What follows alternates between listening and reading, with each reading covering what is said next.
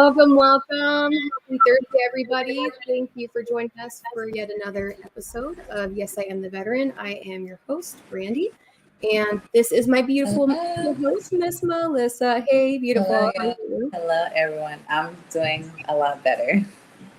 Well, I'm glad that you're doing better. I know I was running around like a hot mess. Like I just busted in the door, basically. Like I didn't hear something. We're all like, the boobs are now, and faces are done. So I'm like, goals met. Yes. So I was excited. So like when you try to do too much and then you're like, let me hurry up and get to the podcast. That's basically what it was. I do a lot of nonprofit work. I work with a cancer nonprofit called Curtain Up Cancer Foundation. And what they do is to highlight 6 survivors every year. And they use their ticket sales from their performances where they show a bit about their lives and the struggles that they've had to overcome. And they use it for performing arts. They'll pay for people to play guitar while they're getting chemotherapy, which I think is amazing. Voices of recovery, because a lot of cancer survivors, they don't have coverage to deal with that sense of loss. And it's expensive, and they've already spent a fortune. So I'm thankful that I can contribute in any way to kind of allay that in any way that I'm able to do. So I'm like flower queen unofficially. So I didn't know I was going to make that many flowers, but when you smoke before you go to a meeting, too great. But so those of you guys that don't know, so we have a amazing guest. So I love Miss DeAnna Charett. So she is the owner of Bad Habitz Productions and Organization. And we're super thankful she comes on with us tonight. So it's going to be kind of a hybrid bad mom / normal interview because, she's amazing. And I love how much of a smart ass she is. She's a people. Thank you. So I'm excited. That's the reason I'm still in Facebook jail again. I was like, did you bust out yet? I busted out on April 5th, 5 hours later. That's what you did? What were you in for? Reposting. Well, the first one was posting about how Propaganda 101 was started by the Nazis. And then I went back into jail because I reposted 5 hours later, something from, I guess, a Facebook funny group called the City of Cincinnati Government. And it talked about gas prices this, but if you leave here, then you can save $60 by just paying bail when you get arrested. It's still up on their page, but I got busted and immediately went to another 30 days. One of your followers didn't think it was so funny. Well, no, it didn't even get to the following. As soon as I posted it, that's how. They have guidelines. Right. Well, we have a seasoning down here called Slap Your Mama, and if I had posted, hey, I just used Slap Your Mama seasoning, I'd go to jail again for violence. Dang, are you serious? Yeah, I would. There's no hashtags there. No. It doesn't matter. It's just now I can post a smiley face and they're going to say I'm harassing somebody. So someone's offended somewhere. We're in that land now. I don't even hit the offended list. I don't. It doesn't even get that far. 10 seconds after posting. Yeah, I heard feelings I don't mean to, and I'm like, bullshit. So we're going to open it up with some bad mom stories before you introduce yourself, if you don't mind. Sure. Melissa, do you got a bad mom story for us for the week? I know we're behind. Well, my baby at the moment, he is out of town. The weekend. So I've been actually without him. So I don't have any per se bad mom stories this week. Just been missing him. Yeah, I miss him so much. I went ahead. I saw something. I'm getting his little Easter basket ready. I saw something. We have a bulldog named Biggie, and he just went to go live back with his dad. So we miss him around here. So I went to Target and I got him this cute bulldog plushie. So I was like, oh, I got him just when you don't have your babies around, you just want to get everything that makes you think of them. Yeah, it's the little stuff, definitely. Yeah. The ladies at the school. I will tell you this though, the ladies at my son's school are angels, and they're the sweetest ladies because I know I'm a hot mess. I'd come in there and I'm like, I forgot to pack his lunch. Or I forgot to give it to him his lunch before he got out the car. Or they're just they're the sweetest ladies. They're like, it's okay. And I'm like, I know y'all judge me. And they're like, we don't judge you at all. And I'm like, I wish everybody was like that.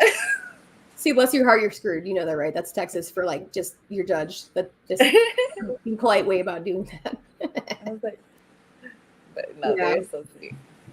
What was I gonna say? So, you know how it's always funny that your kids say the darndest things, and you never know what they're gonna like comment to the teachers, right? Like, you know, you're just thinking you're doing normal stuff, and then, you know, all of a sudden your daughter's telling her whole pre-K class about her mom being the hot mom of the year, and the teacher thought she was lying, and you're like, no, really, I am the hot mom of the year. I won that. Here's the award. See. But yeah, no, I was gonna say is so I finally so you know how Operation Tattoo Freedom has like those they have multiple models they've used over the years, and some are like more well known, and Aurelia keeps confusing me with the one on the shirt, right? She's like, oh, that's you, remember? And I'm like, no, that's not me. Well, I found out who it was. It was a playmate, actually. So my daughter has been confusing me with a playmate for like 6 months, and it's like, how do you, it's like things you hope your ex-husband doesn't hear. You're like, well, shit. Like, how do you explain that not awkwardly? What happened was it's a big deal. It's a nice compliment. That's why I said, I'm like, she's a babe. Like, okay, like I'm not, but you know, I'm like, hey, like she's gorgeous. But no, it's just pretty funny because they have like an old sticker that she had authorized her likeness, and she's on a tank. So we're gonna actually have OTF roll out some more of their stickers. So we are still currently selling our podcast shirts and stickers. The shirts, it is the last week for them for the charity shirt sale. So Melissa's going to post that in the link in the comments for Kill for Clothing. It's the last week to order the pre-sales. The shirts are amazing. They're made in the US, and they were designed by a woman veteran tattooist who is currently in museum installations for her work. And I think it's great that we're tattooing veterans. We've already tattooed one veteran, and we're working on the next one. And that's not even shirt sales. That's like sticker sales and like the raffle and everything else. So I'm curious to see how it all shakes out. I'm hoping that we may get to the webpage. If we sell enough shirts, then it will end up being a permanent fixture on their webpage, so we can consistently have veterans tattooed from the shirt sales. I'm pretty excited that we had the first person that bought it was a actual pioneer in Air Force history, which is pretty awesome, I thought. But so before I keep talking, let's go ahead and introduce our guest, Miss DeAnna. DeAnna, did you want to tell us about yourself, what branch, and maybe experiences that led you into your wild world? Wow. That's a big one. So I spent 10 years in the Air Force. I started off as an interior electrician. Didn't do too good at that. After 18 months, I was in the UK. And because I had a big security clearance over there, after I got zapped or bit or whatever you want to call it, that not electrocuted, but should have been. That's 240 though. You know, when you blow your linemen's up, that's kind of the big, you know, the big thick pliers. It was like, oh, I quit. You're like, well, shit. I don't even think I said that. I did that, but I don't. So they offered me graphic illustrator, and I was like, it's a graphic illustrator, and they were like, well, you'll draw. I was like, you mean I get paid to color? And they're like, basically. This is a Marie's dream job, right? Oh my God, I get to pay. And they were like, yeah, we're just integrating over to computers. I was like, oh, okay. So, you know, it was before Harvard graphics. So that shows how long ago it was. We were still doing retirement certificates by hand. I didn't know how to calligraphy, didn't know how to do any of that. I was like, okay, whatever. So I spent the next 8.5 years in the Air Force doing graphic illustrator, working PowerPoint slides, went to Korea and was an intel squadron there and plotted where the troops were in North Korea, all that kind of good stuff. Found out you can't shred VHS tapes. Yeah, they don't. It doesn't work. They frown on that. Yeah. So I finished. You know, I was stationed first in RAF Chicksands, went to Eglin Air Force Base, then ended up in Osan Air Base in Korea, and then finished off amazingly at Barksdale Air Force Base, which is where I joined the Air Force to get out of Bossier City. No way. So, you know, they're like, oh, they're so bad. They're like, you know, you've been a bad kid, so we're going to send you right back because we don't want to pay for your move. Safety. Right. and I was supposed to go to Keesler, so I was not happy. While I was doing this, I was in the martial arts, and I got my black belt while I was at Barksdale, and then they offered me a chance to try out for the Air Force Taekwondo team in '97. So I did it. I made it. So cool. It was different because it's Olympic style, which is not what a lot of people take, which is point style. So every time in point, when somebody gets hit and gets a point, they call break, and then they assess the point. Well, in Olympic style, it's 3 3-minute rounds in a 30-by-30 ring. 2 girls chasing each other, trying to kick the crap out of each other. And so they give you points according to body displacement. So if you hit them and their body moves, or you knock them out, or you break a bone in the chest or the head, you get a point. Teach me. Yeah. I have rage. You have rage. It was fun, but you end up, that 30-by-30 ring is big, and 3 minutes of it with a minute break in between. I was like, get back over here, bitch. Can I say that? You totally can. That's why we love you. And I'm like, yes. I was like, what the hell is this? The first girl, I went to nationals the first year. You're like, come here. Right? The first girl. So I found out in my weight division, I was in 156, which was middleweight. Those girls are 6'2", and I'm 5'8". The first girl I went against, I looked at her and I went, oh. And I'd found out my Air Force coach told one of the other Air Force people, go stand by the phone. We're going to have to call her mom. No faith. I was like, so, the first kick this girl did, she did straight up in the air and came down. It's called an axe kick. And I thought, oh, that's a pretty kick. Bam. And I went, ow. And I looked at my coach. I was like, what the heck? And he's like, fight. So there was nothing I could do except just get in there and do, 3 minutes. And it turns out like she was a big national competitor. Of course, here I am. I had blonde hair at the time, so I was totally being you the whole time. I know. The third round, all the Army and Air Force members were like, just punch her in the face, Charett. Just punch her in the face, which is totally illegal. And I was just like, this is ridiculous. So the next year, I dropped weight limits, and because I couldn't hold my weight anyway. When you're at Taekwondo camp for 30 days and y'all are working out 12 hours a day, 7 days a week, you lose a lot of weight. No matter what I ate, I could not. I had dropped down thinking, I can do 135 to 140 something. I was weighing in every morning at like 130.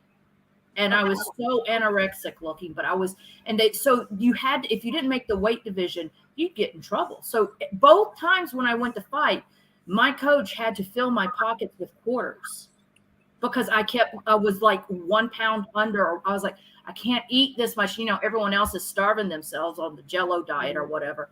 And they're like, you really have to keep eating. And I was like, I don't want to eat anymore. 5 times a day is too much. And it was big meals. And so, but I was good with it. Had a great time both times. Then right when I was getting ready to get out, I was selected for all Armed Forces team, which was all four teams fighting at CISM, which is the military Olympics, basically. And so it was at Fort Hood that year. And I was like, yay. And the Air Force says, oh, yeah, you're getting out the month earlier. And I said, yeah, but and they said, no. Because I had decided I wanted out because I wasn't happy with the core values. I wasn't happy with the way they rated you. You're supposed to, in the Air Force, have a 1 to a 5, 5 being the best.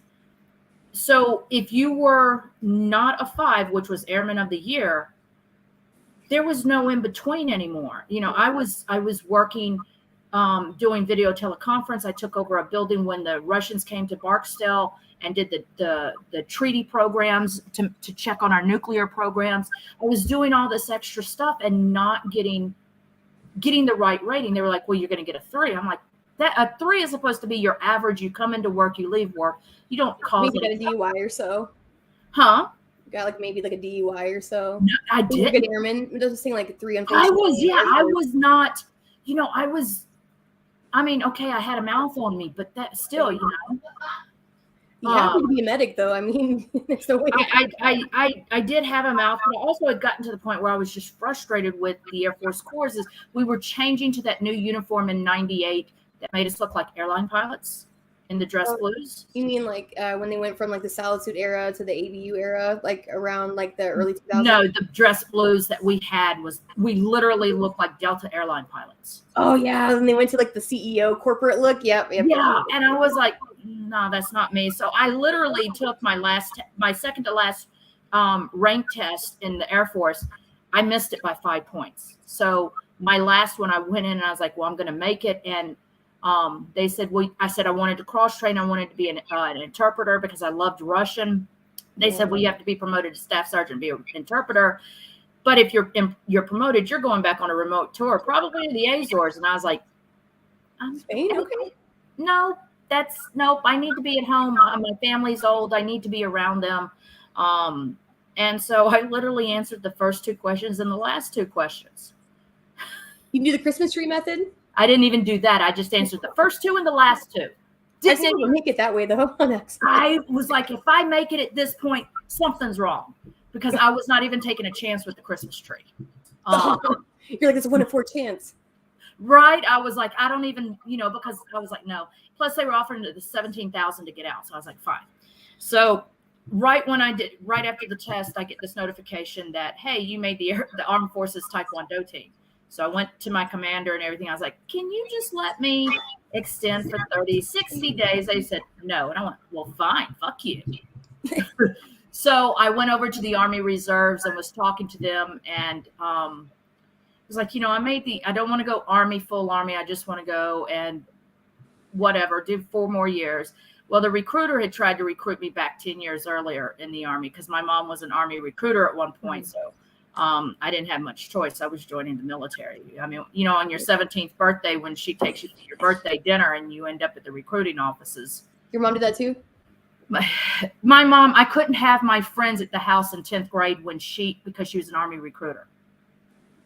It never failed. They'd ask one question about the Army. Next thing I know, she's got paperwork out to get them to join. I was like, this is not. Mom was ruthless. Oh my God. Look, one of my first memories of my mom, she came back from the Pentagon, and I remember the olive drab green uniforms for the Army. It had 5 stars on it. I had combat boots and a hat, and she was teaching me to salute. 4 years old. So young. Though.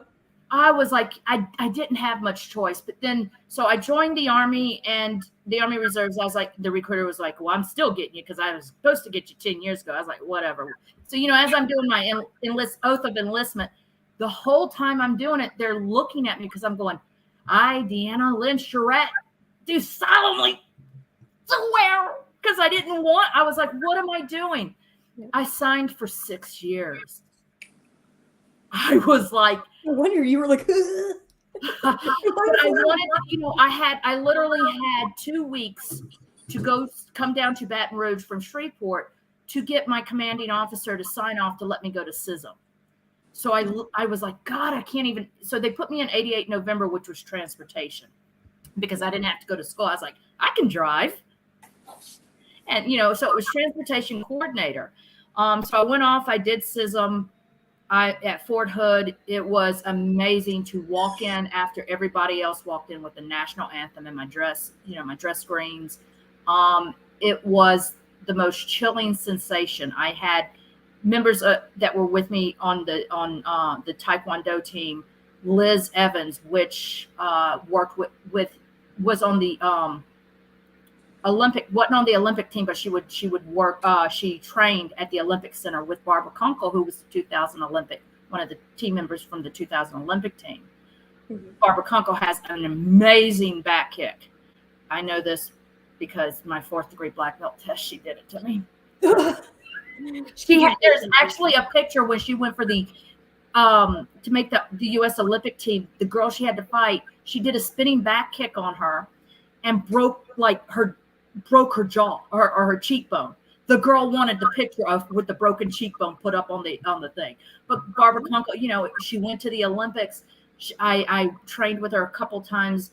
I trained with a lot of other people. I had decided at that point that when I moved down here in 2000, I started my own Taekwondo school. I'd been at that point 20 years in the martial arts. And I was really enjoying it with my Army time.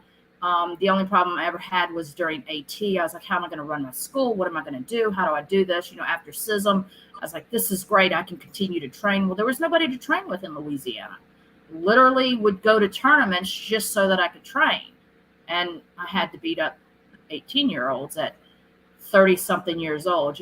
I started late in the martial arts, especially in Olympic-style Taekwondo. I started at 27, which is usually the retirement age for martial artists doing that. Yeah, I was going to say, I wasn't sure exactly the age, but I knew it was like about that. But I was like, it really depends. Some people really do start later in life and they find that they're just naturally gifted. I was not naturally gifted. I mean, I literally got my big toe stuck in my karate pants and fell on my face once. I was with an umbrella, so don't feel bad. Do what? So like I was weapons drill. So when I did my semifinals, I had to do a lip sync, and I did California Dreamin'. Because I couldn't dance like everyone else. So I was like, I'll do a chair dance, but I don't want to be like strippery. So I was like, I'll do it with an umbrella. And I did weapons drill. So I was doing some of the movements with the umbrella. Well, I had lost so much weight that my shirt was hanging down. And when I went to go put it down, the tip went in the bottom of the shirt and I went to flip it up and it went up over my head. And then like the umbrella snapped me in the eye. So I had like call the head of all of YSL makeup and basically say, hey, Del, how do I cover this? Because I have to interview with a panel of judges for Miss Veteran America tomorrow. And I don't want to look like a domestic violence survivor. And he's like, what? I'm like, no, I'm really serious. Yeah. I mean, there were things that would happen. And during all of this and doing that, Hurricane Katrina hit. Mm-hmm. So, I mean, I was lucky. Nothing happened up here, but it devastated New Orleans. And we were just in the film industry, things were just kicking off. And I thought, with my martial arts, I can do stunts. Because, that's something I should do at 35 years old. I should start stunts because I'm not accident prone enough. That sounds like an Army thing to think about. So that makes sense. And when I was in the Army, my first AT, I went to the Mojave Desert at Yermo, and I was nicknamed Private Benjamin because no, Judy. I was like, wait, there's no hotels? And they were like, no. And you got to put up your own tent. I was like, what's a tent? What are we doing? And then I was like, where's the bathrooms? They were like, the 4 porta potties over there for 1,000 people or something. I was like, You're welcome. You're like, I was Air Force before this. This is not. I did. I was like, when I was off at my first year at the All Armed Forces or at the Air Force Taekwondo camp, we trained with the Army. And the first day in February, we went out running in Pennsylvania. It was snowing. And I raised my hand and I said, how far are we running? Because we did the bike test and they in the Air Force, and they said, we're running 3 miles. And I went, where's the van? Because I'm in the Air Force. I was in the ambulance following everyone that was falling out. So I never have to do reinforcement. It was, oh my God. And it was like, they were like, come on, run. And I was like, I am running. I am. And they were like, no, grannies move faster than you. And I was like, well, get a damn granny. And they teased me on the Taekwondo team. They said, because I lived in a mobile home that I bought. And they were like, well, how do you describe getting to your house? I was like, well, you get off the interstate and you go down to the tree and then you make a right. And they're like, do you have wheels on your house? I was like, yes, I do. What's wrong? And they were like, literally would sit there and do this. Pull the words out of your mouth. You speak too slow. So, when you have wheels on your house, like, I'm just saying it's easy to get away. Like, the dick isn't good. You can get out quick. Like, I mean, there are benefits. But they were like, so, while we were part of the SISM, we went to see Waterboy. Oh. And they kept turning to me and going, Charett, what's he saying? I don't know. I don't know. And they were like, is this true? I was like, I don't know. I lived up in North Louisiana. I didn't, so when I moved down here, opened the school, FEMA, all of that, I moved down in 99. I was a casino dealer. All of this was still in the Army. And then Katrina hit, like I said. So I joined FEMA. And while I was at FEMA, I had put up a picture of me in martial arts. Everyone calls it my Xanadu look. I had mall bangs, blonde hair. I was standing a certain way, bright lights in the background. So, a good friend of mine calls it the Xanadu. And so I I get this message from somebody that says, hey, you want to be in Mortal Kombat 4? Like, what? Okay. They're filming it in New Orleans. I was like, yeah. So I ended up getting with a agent called the Landrum Arts agency, and that's George and Dawn Landrum, and George is a veteran of the military. So I was like, yeah, I'll do this. And they were like, well, you need to go to acting classes. I was like, I was in the military. What more acting is there? So I started with the acting classes, did some background extra, found out I really liked it. It was great therapy because I had some PTSD and MST going on. And it started to be great therapy. So when I retired from the Army in 2009 from the reserves, after the 20 years, I started doing, and then in 2010, FEMA says you worked yourself out of a job. I was like, yay. Okay, now what? So I had filed my disabilities and everything because I had a rod in my back. I had been diagnosed bipolar. I had MST, PTSD, panic attacks, anxiety disorder, you name it. They were like, yeah, you're pretty fucked up. And I was like, yay. And they went, okay. So here it was doing that. And I was like, I stopped in 2005, stopped the martial arts school because my back was hurting. And in 2008, I had a spinal fusion done. And they said, you can go back to martial arts after that, but you can't fall or get kicked. I was like, what am I going to do? I mean, so, so I took on the acting. And I'd get bored on set and I'd be looking around, especially when I was first doing it and I was doing background acting. And I was like, what's that guy doing? Oh, he's putting up lights, or that person is doing this. So I'd go sit and watch. And some of what I was doing was looking where the camera angles were going to be when I was a background extra. So I knew how to turn so my face would be seen, so that I didn't look like I was walking across the camera going. So, that's me at every camera, like Target, grocery stores. I'm like, right. Yeah. So I fixed it when I did Burt Reynolds' film Deal, that I was they were doing everything at the poker table and I was supposed to be playing the slot machine in the back. So I turned and angled where you could see half of my face because I had watched the camera. So I did that. And that's when I realized, oh, this crew is in there. And I loved it. And then I went back into, just going back into acting, and the classes, they were amazing because it's been the best therapy for me. I mean, where else do I get to play a loving mother one day and the next day I'm a serial killing nun? I'm not sure, The best job. I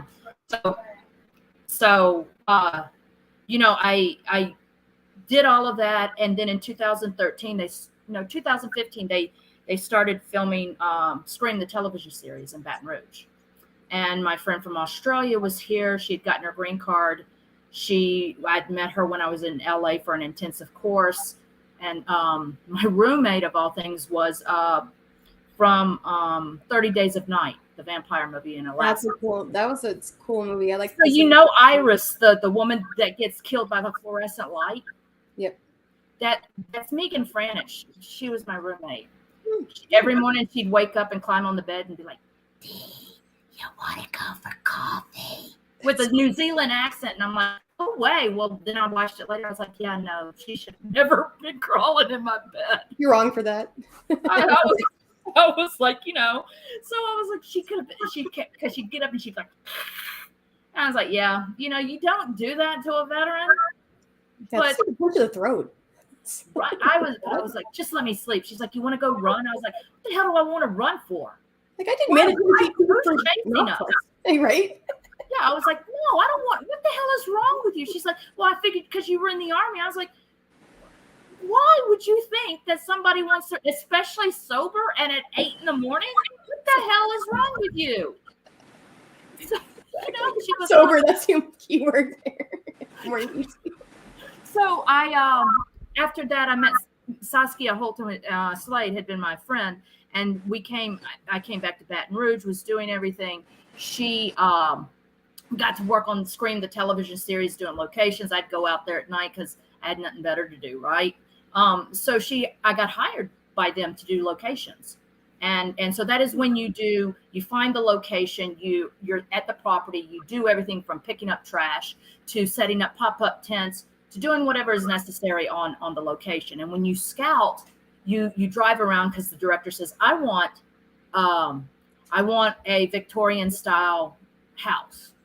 And so you drive around all of Baton Rouge looking for it. You take pictures of it like a reconnaissance person or a stalker standing out there taking pictures. Ex-girlfriend. And then you take it back to production. They look at it and they're like, yeah, go talk to them. Okay. So, some of the places I went were very shady, but everyone's like, you were in the Army. You're good. You're a black belt. Don't worry about it. You're good. I was like, I'm gonna keep you for being shot. yeah, I was like, okay, whatever, and because I was in the military, they were like, oh, you're a strong girl. You know what you're doing. I'm like, and so Saskia was like, yeah, right. Okay. So she's like, you just don't know her. But I stayed in locations. I love it. I scout now. I'm also a locations manager or assistant manager where I help the PAs. I just got off of a set called Master Gardener in St. Francisville. Sigourney Weaver and Joel Eggleston from Star Wars. He plays Uncle Owen. Were the main stars with Quintessa Swindell, and I think she's in Marvel, some Marvel television show. I just haven't been able to keep up. It's a newer one, yeah. I'm not great with like names of actors and actresses. Right, yeah. So we were working on 2 different plantations. Paul Schrader was the director. He's a Martin Scorsese. He wrote Taxi Driver in 1979. He wrote and directed Cat People. So he was iconic movies in cinema. Right. So I was like, okay. And I did that for 3.5 weeks, working massive hours. That's the thing with locations. We're there an hour before crew and transportation, and we're there an hour after. So their 12-hour day is our minimum 14. My longest day on set was almost 18 hours. Wow. And I had to turn right around and go back the next morning. So it's a rough job, but I love it because it's one of those things where I get to use my military training, because the film industry is so like the military with the structure, and so like with the call sheets. I'm looking at it going, okay, their next scene is over here. Well, let me take some of the gear, get it over there. I kind of have an idea where they're going to want to do stuff. Video Village needs to go up, so I need the pop-up tents. I'm probably going to need 2 or 3 of them. Okay, and they're over there. So if I have enough people, I can designate and go out 2 spots where we didn't have enough people. So I'm running from one end of the plantation to the other with a pop-up tent on my shoulder going, my doctor's going to kill me. My back is gone. So it was this whole thing of 2 or 3 miles a day of doing this for 14 hours. And we can't sit down in locations. They want you to be right there, but they also at the same time, they don't want to see you. So while all this is going on, you have to watch out for crowd control. If a photographer or a fan gets on set, you've got to very gently and politely wrangle them out without touching them and not telling them what's going on either. And that happened so we were just like, well, it's COVID and we're doing a film for college. And nobody's in it. I mean, they had already posted it all over the news that Sigourney Weaver's film was in St. Francisville, Louisiana, which is a very small, it's where the Myrtles is. Yeah, everyone knows where everybody's like business is and everyone's house is. So it's like you're dealing with like crowd control with the locals. Too. Right. Well, it wasn't even the locals. They said they came in from New Orleans just to do this, but they crossed a road, went through a closed gate that said private event, walked a quarter mile down the road, went up a private driveway a quarter mile, and then said they had gotten lost getting to the set. So, here it is. I'm trying to take them off, getting them a quarter mile back off. And at the same time, the directors are like, D, locations, where are you? We need this. And I'm like, do you want me to let these people with cameras just walk around? How are we? So, it was fun. It's different logistics and how you have to handle it. You have to kid gloves with certain people, other people you need to like be stern with, or yes, we can do that. No, we can't do that. It just depends on the situation. So the managers, it's a lot of stuff. It's a lot of talking to people, producers, crew members, and you have to work together. Yet at the same time, you have your own entities. You've got like whatever we do, we have the cooks, you have your logistics and all of that. While you're separate, at the same time, if we needed to come together out at a base or something to do something, we all do it. So it's fun and it's different, and the leadership skills plus the verbal skills, which I apparently lack in. Same. I accept that. I'm a bitch. I'm accepting this. Yeah. And verbally abrasive. Yeah, that's what it is. Yeah. Yeah, it was good because at times when I wanted to say, "What the fuck is wrong with you?" It was, let me get right back to you, and then I'd get off the mic and be like, "Fucking son of a fucker, damn, I need a drink." Put my civilian mask on quickly so I can like not have you like see what's about to come out my mouth. So yeah, that was the good thing about COVID. We were wearing the mask, so it was like it's like a muffle, right? So with me, I would be walking, and I was like, "Oh God." And then I'd show back up to him, and the actress would come out. "Hi, yes. What do you need? Okay, I can handle that." And then I'd turn my back and be like, "Asshole, bitch." So let me let Melissa ask a question. Yeah. Real quick. I know that I've been kind of hogging it up a bit. Melissa, did you want to go ahead and ask? I'm sorry. Sorry, sweetie. You're mute, ma'am. Sorry. Is that you're wrong? talking about bad habits. I definitely want to get to a big part of this, which is bad habits, and how you have transitioned into the acting scene, and how you are basically your Bad Habits is a 501, correct? Yes. Nonprofit. So how do you go about helping veterans get into the film industry?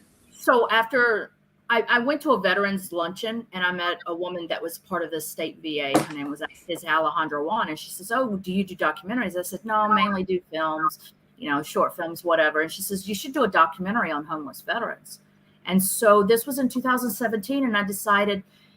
I went to the film crew people I knew. I was like, "Look, and they were hawing, and we need money to do this." So I'd opened Bad Habitz Productions, which was my for-profit to do a documentary on homeless female veterans that I'm still working on because I need funding for it.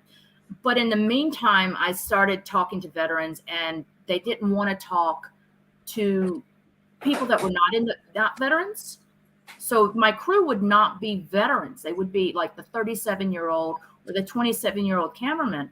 And I started realizing, if we're talking to a woman that's been gang raped, or a guy that's watched his whole squadron get blown up, they're not going to know how to deal and compartmentalize what they heard and deal with it. So I started thinking I need to train veterans in the film industry. So that brought around the 501c3 of Bad Habitz Organization. And so it's been open a year, and the whole thing is I need to get the money together, and that's what I've been working on for years, to get the money together so that I can buy the equipment and pay the local industry professionals to teach. And if a veteran comes in and they said, "Well, I was recon in the Army, but I don't know what to do." You'd be great at location scouting. Well, I was a combat medic. Oh, you could be a medic on set. Yep. Well, I was an officer. Yeah, we don't have anything. Especially if you were a lieutenant. Well, drink assistant. So no, we have people. Well, I have stories. Okay, then let's write them. Let's turn them into scripts. If somebody wants to act, which has been one of the best methods for me because of the different emotions you go through. Yep. So I've got the instructors that are ready to train, hair and makeup, prosthetics, special effects. If you were EOD in the Army, I got a great job for you because we need pyro. I know a guy. I know Kim Walker guy too. Actually, DeAnna, he's also tattooist. I got you. I have a high school friend. He was a former Navy SEAL, and he actually acts. He's been in like the Transformers and things like that. He's always in the I can get you the pretty one. And the other thing is, if you don't want to do that, they have military consultants. Yes. So that is another one. And I'm like, okay, there's so much you can do in so many ways. We can put people, there's so much hair and makeup. There's wardrobe, there's set deck, there's construction, there's electrical, everything. And because most of the people here left to go work The Walking Dead and all of that, we lost a lot of people to Atlanta. So there's a need here. I mean, literally a big need. They're asking on the TV series National Treasure right now. A friend of mine is doing the extras casting. She's like, "I need veterans. we want to hire a lot of veterans. The only problem we have is we don't know how to reach them. So I reach out to the veteran groups. I'm like, look, Disney is requiring you to be COVID vaccinated. Not the production here's fault. It's what Disney and SAG-AFTRA is doing. But, look, you get paid to be an extra for 12 hours and work maybe total 3 hours on set. You're getting paid $126. The rest of the time you're sitting around eating snacks and soda. Yep. They would totally hustle that in England. That was a total side job. Like in Lakenheath, which is where I was stationed, they had a ton of people that they would always try to cast American soldiers out of those bases. So like there was one of the guys in our section, he was in the Born Supremacy, chilling in Spain for like 3 weeks, and they cut most of his footage.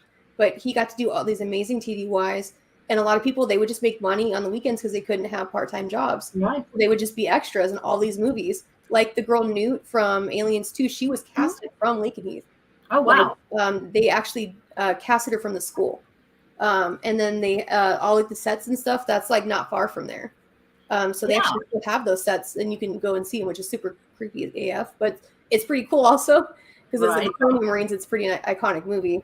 But you never know, like, and also like some military, they don't identify that they are actors or they were actors. Like, because I dated a Marine that was in a movie that was a very well-known movie, and I didn't know until I was running for Miss Veteran America, and they put me next to like the movie itself, and it was Blood In, Blood Out. So like, I'm sure you know the movie. It's like the Mexican Godfather down here, and it's very well respected. Well, I had talked to Jesse Borrego, who was one of the actors, and he was telling us, like we were talking about veteran homelessness, and especially in women veterans, and he, which is not aware that it was, as big of an issue as it is. Right. And I had the person I was dating says, "Hey, tell him I say hey." And I'm like, man, like whenever you tell a celebrity, "Hey, do you know such and such?" The answer is almost 100% of the time, "Who is that?" And he always looked dumb. So I was like, oh man. Well, he actually ended up knowing him. He goes, well, why isn't he here? And I was like, I don't know. He's got stuff to do. Like, I don't know his life. And he goes, no, why wasn't he here? He was in this movie too. And like, you think of a movie from 30 years ago, most people don't look exactly the same. Right. And I was like, are you serious? And he goes, yeah, he was in it. I made sure he was casted. I was like, and so I actually had to like watch it, and sure as shit, I was like, no. And like, I asked him like, why didn't you tell me? He goes, well, you were white. I didn't think you saw the movie. I was like, but you just never know. And sometimes especially veterans, we don't self-identify. And that was weird. The first paid movie I was on was Private Valentine with Jessica Simpson. And I was cast because as the Butchie Sergeant, because I stood doing one of these, but I got paid $800 for one day. And my whole thing was she came up and so they were going through basic training. And when you get handed your clothes and everything, well, I happened to be the person that handed out underwear. And so she was like, I don't wear underwear. And I had to throw them on her face. Now I was cast as a principal for it. I got paid $800 to throw underwear in Jessica Simpson's face. And all you see is my backside. Like most Marines would probably pay to do that. Like, so you getting paid like makes you more of a legend. And what was funny is, my mom's watching the movie. She's like, where were you? And I was like, the big butt, mama, the big butt. You recognize your butt? Yeah, I was like, you don't recognize the butt? And she's like, oh. Yeah. What's funny is I didn't tell They'd recognize this butt. I didn't tell a lot of my friends I was in it. And a couple of years later, it was on pay-per-view or something, and I get a text message. I recognize that butt. Was it your next? It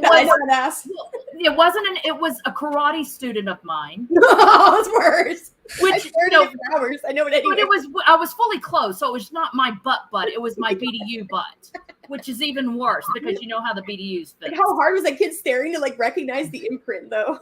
It was one of the moms, which was funny because she's like, I recognize that butt, and I was like, did you get a date afterwards? No, I was like, well, at least I was recognized. You're like, this tight thing, throw a quarter. Right? I was like, my butt made the big screen before I did. Okay. My butt's famous. That's what's going on my, it's going to go on my resume.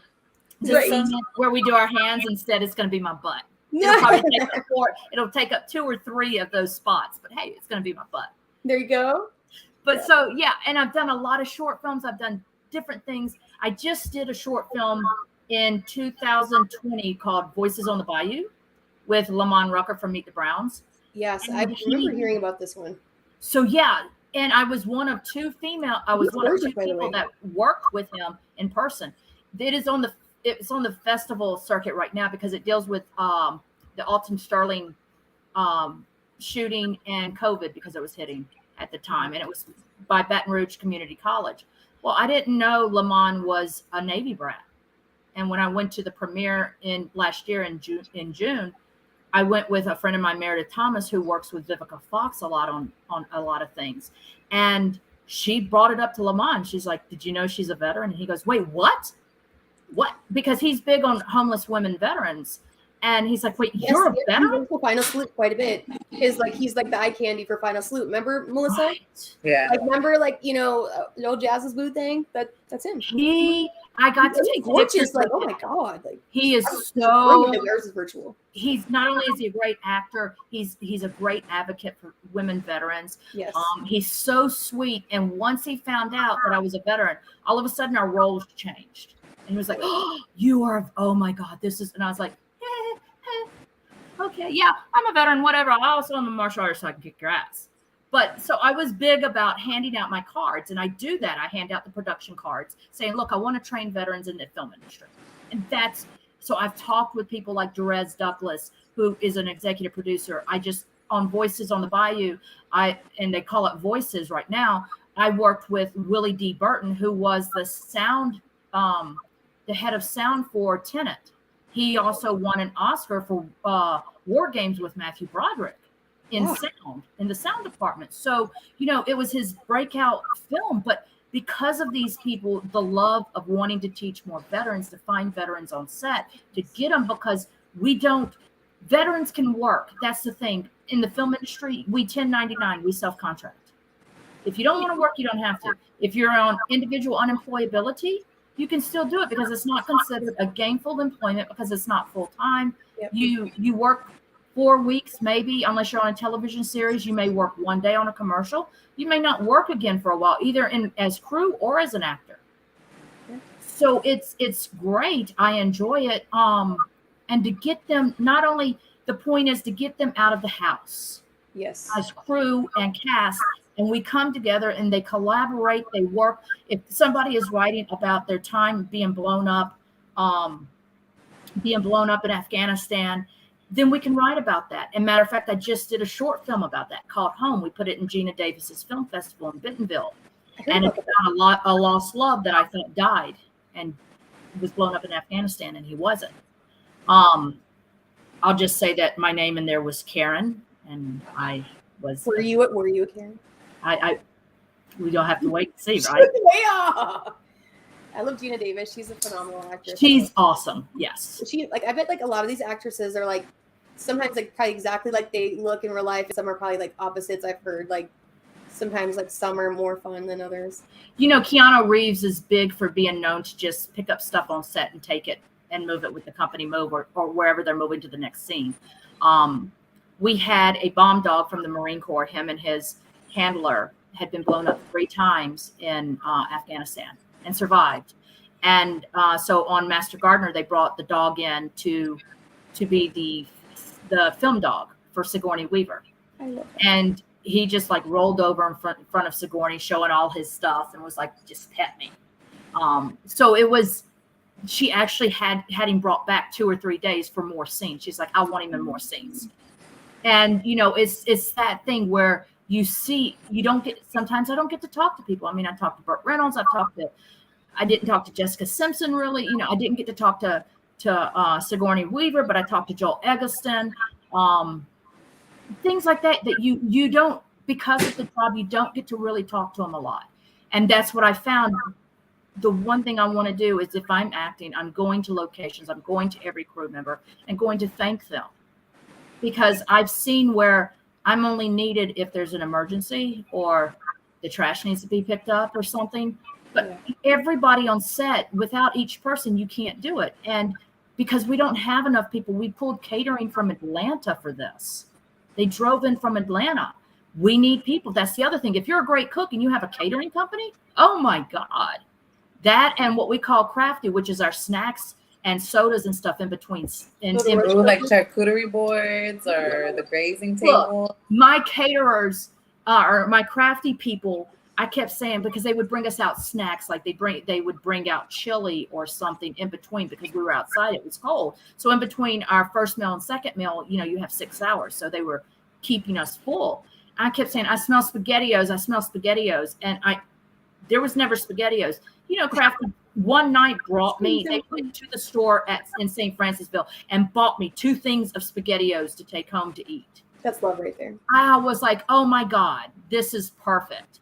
So, you just different people and different things that you get to do. And I enjoy the industry. And I was like, why can't I give this to veterans where not only they're starting to work together, but if we have a crew member that's 27 and is on set, or even younger, this is a chance for the veteran to talk to the crew member and maybe mentor them a little bit about life or talk about things. The worst thing I get on set, they find out I'm a veteran. They're like, the first thing they say is, oh, did you kill anybody? And I tell them, no, I wasn't a cook. My favorite question, can I let you know?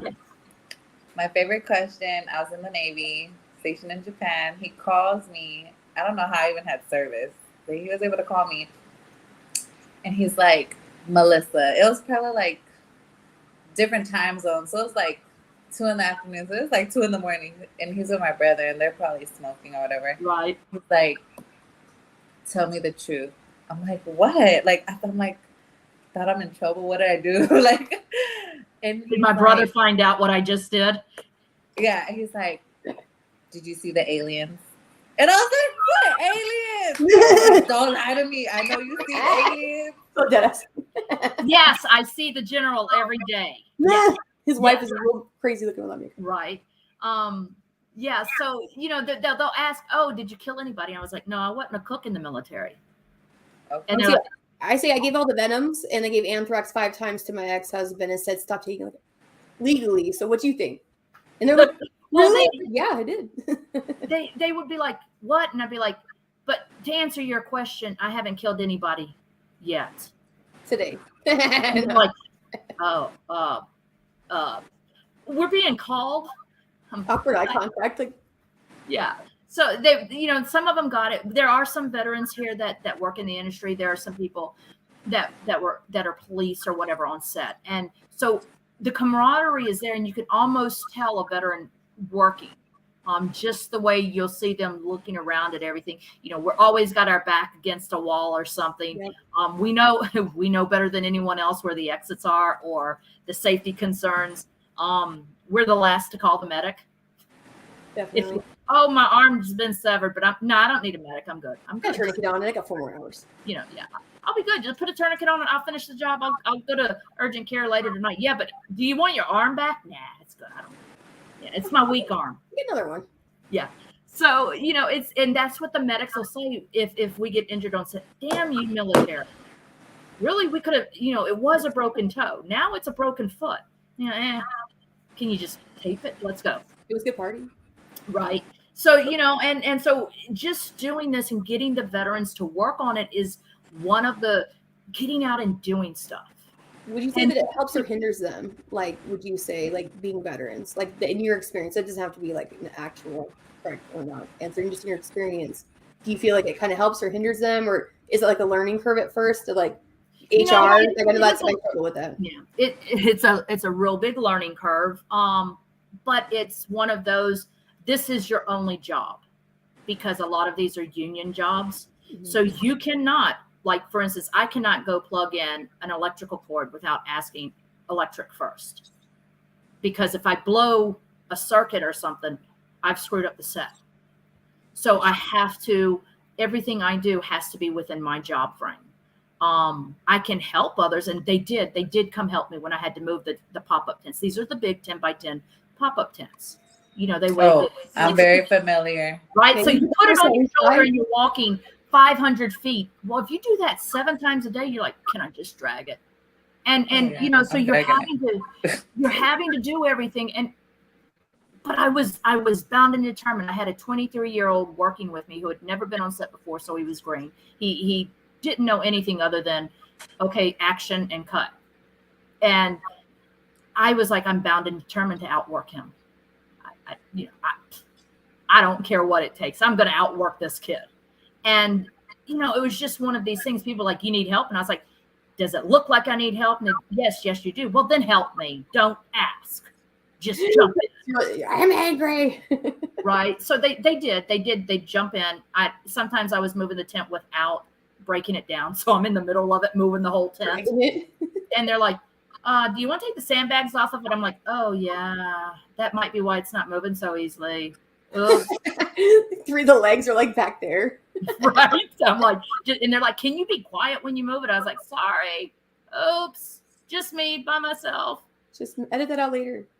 Yeah. So, it's a lot of fun. And I know that we have like the GI film festivals. We have the Women Empowered festivals. We have a lot of veteran festivals. And the whole point between commercials, music videos, everything that I do and want to do with the veterans is when they see the stuff, their name is in the credits. And for most things, we try to, especially on my sets, we put everybody's name in. And that's important because a lot of people don't do that. Like I know nonprofits that they will record music and they don't put the veterans name on it. Like I've had veterans try to sell their rights and they got hosed. Yeah, it does happen, and I think that's amazing and commendable that you're doing that, and not people are asking you to do it. You're just doing it right to be recognized. And that's the big thing. I mean, when we put our film home into Gina Davis, I had to, before I could put it in and was getting down to the last minute, I realized I left a person off the credit. And so I had to call the editor and say, okay, you got to do that. And he's like, okay, it's going to take me 20 minutes to get it rendered again and sent to you. And I'm like, okay, good. Because at midnight or 11:59 it's due and it's only 11 o'clock. So you better get busy. I literally got it in 2 minutes before the deadline. I enjoy, that's part of it. When your crew, you're also on an adrenaline rush every day. And it's great. And you never know. You're like, if it's a horror film, you get to go out and do things like break plants. And they're like, who's going to toss the plants today? And I'm like, I've heard of tossing salad, but I ain't ever heard of tossing a plant, but let's go for it. So, you're like, and somebody's like, who's got the machete? And you're like, oh, wait, there's a machete? Who has the machete? It sounds like the sound guy. And you're like, why the hell does that guy have it? Like, why can't I have it? And you're like, because you're a veteran. We know what you'll do. Oh, really?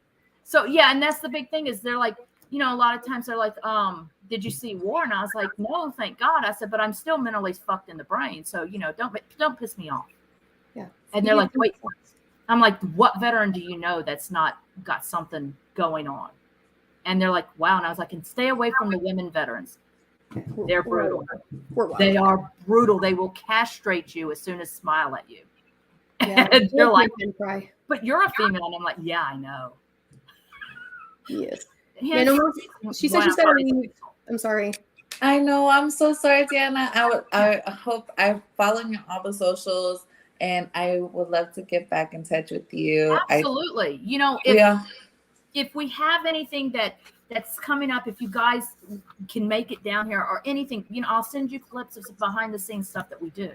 We're going. It's the summer. So next time my daughter, it's happening. We're schedule that out. Right. And that's what, talking about, there's so much we can do and I want to do with people and I want to do with the veterans. And right now we're raising the money to do the things. I got to have the money to get the instructors in. And how are you what's the best way that you're I know you have a bunch of different businesses and you guys have a bunch of different events.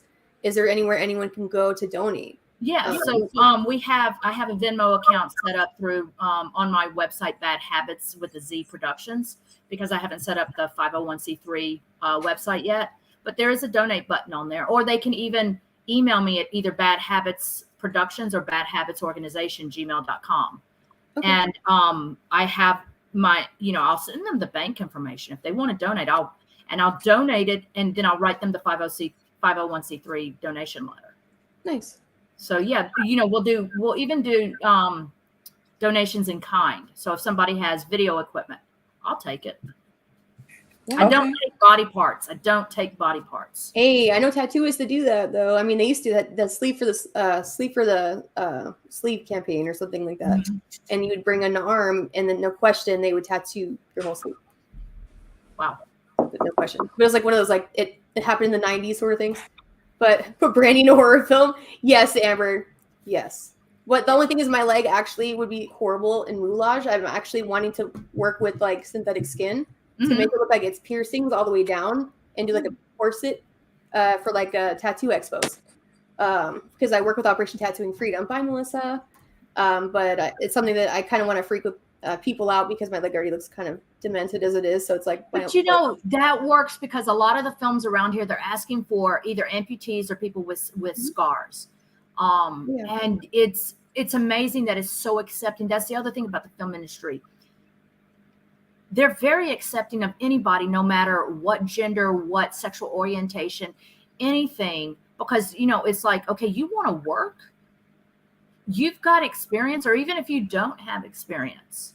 Well, we feel fear judgment, I think, unfortunately, and this is the era of everyone being offended, and especially as women veterans, we like to spread to the winds, and it's unfortunately societally based, and a lot of times, you know, you feel that judgment, I guess. Yeah. That, you know, you're out of the box and you're not perfect and pristine. And so a lot of women veterans, they don't feel that they represent the women veteran, and they really do. You know, and it's so neat because I may work locations. They don't know I'm an actress. When I work as an actress, they don't know I'm a locations person. So that, you know, there's two different things. But then I was told by some veteran locations people, because of my age, which is not on the young side anymore. Obviously, if I spent 20 years in that, I'm pretty old to be in locations moving stuff. It's a horrendous. I was like, yeah, but I love it. I don't do it for the money. I do it because I love it. Now, would I like to get rich being an actress? Yes, I would love to get rich and give back, because that's the motto of Bad Habitz, is to pay it forward. And that's why I will teach anybody anything, or get somebody in. If they want to learn, I will teach. So that's what I like. I love interacting with people, and I can do that. And I didn't do that when I was in the military. I was kind of an introvert for a lot of things. Yeah. And this has helped me, you know, even it's helped me physically and psychologically and mentally and everything, because I'm able to focus on things and get what I need to get done, and know that I can help people. Because I'm also still doing the documentary, which is taking forever because I don't have the funding for that either. But if I can train the veterans, I can get them as crew to go out and do the documentaries. Oh yeah, I have a Marine Jedi in like grant writing and stuff, and she is actually learning videography. So I'm going to link y'all up later. Oh, that would be great. You know, just linking up. Sigourney Weaver's personal assistant is friends with Colin Powell's daughter, Linda. Anyway. So she was like, look, I don't have a way to contact her. I know of her, you know, because of Sigourney and everything. So reach out to her. But she's also set me up to talk to some independent producers, because that's the thing I'm learning. I've got 2 feature films I want to do that are at least $5 million each. I'm learning the production side, which is really hard. It's a lot of managerial. It's $5 million is a lot, and you got to get it from investors, but they're also a little scared because I'm not seasoned. Yeah. Well, I mean, you're seasoned, but not to them because of the amount of money, unfortunately. And you've never done a $5 million film before. So, and I'm like, yeah, but I've done 30 short films, which equals, you know, so it's a matter of, and I hire people. That's the thing, is I don't think I can do it all. I want to know it all so that I know how to help. But I definitely know I don't want nothing to do with electrical. I don't want to do anything with grip. I don't want to do anything with set deck. There is just certain jobs I don't want to direct. I will direct. I don't want to direct. I don't want to edit. You know, I don't want those positions. I like just interacting and networking. I mean, at Mardi Gras, I met Billy Bob Thornton. That guy's awesome. Like, and he's like symbolizes NOLA because he's actually has quite a bit of properties in like that area, right? The French. So does Sandra Bullock. She has a house down there. Yeah. John Goodman lives down there. Morgan Freeman lives in Mississippi.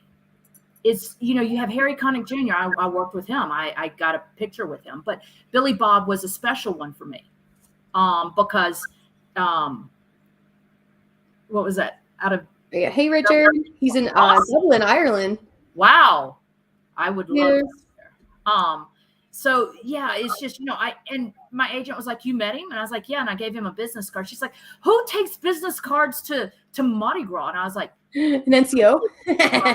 So, and I did. I handed him Bad Habitz. I was like, look, even because he was like, yeah, no, I'm not really him. But I found out, from somebody who knew his ex-wife. She was like, yeah, that's him.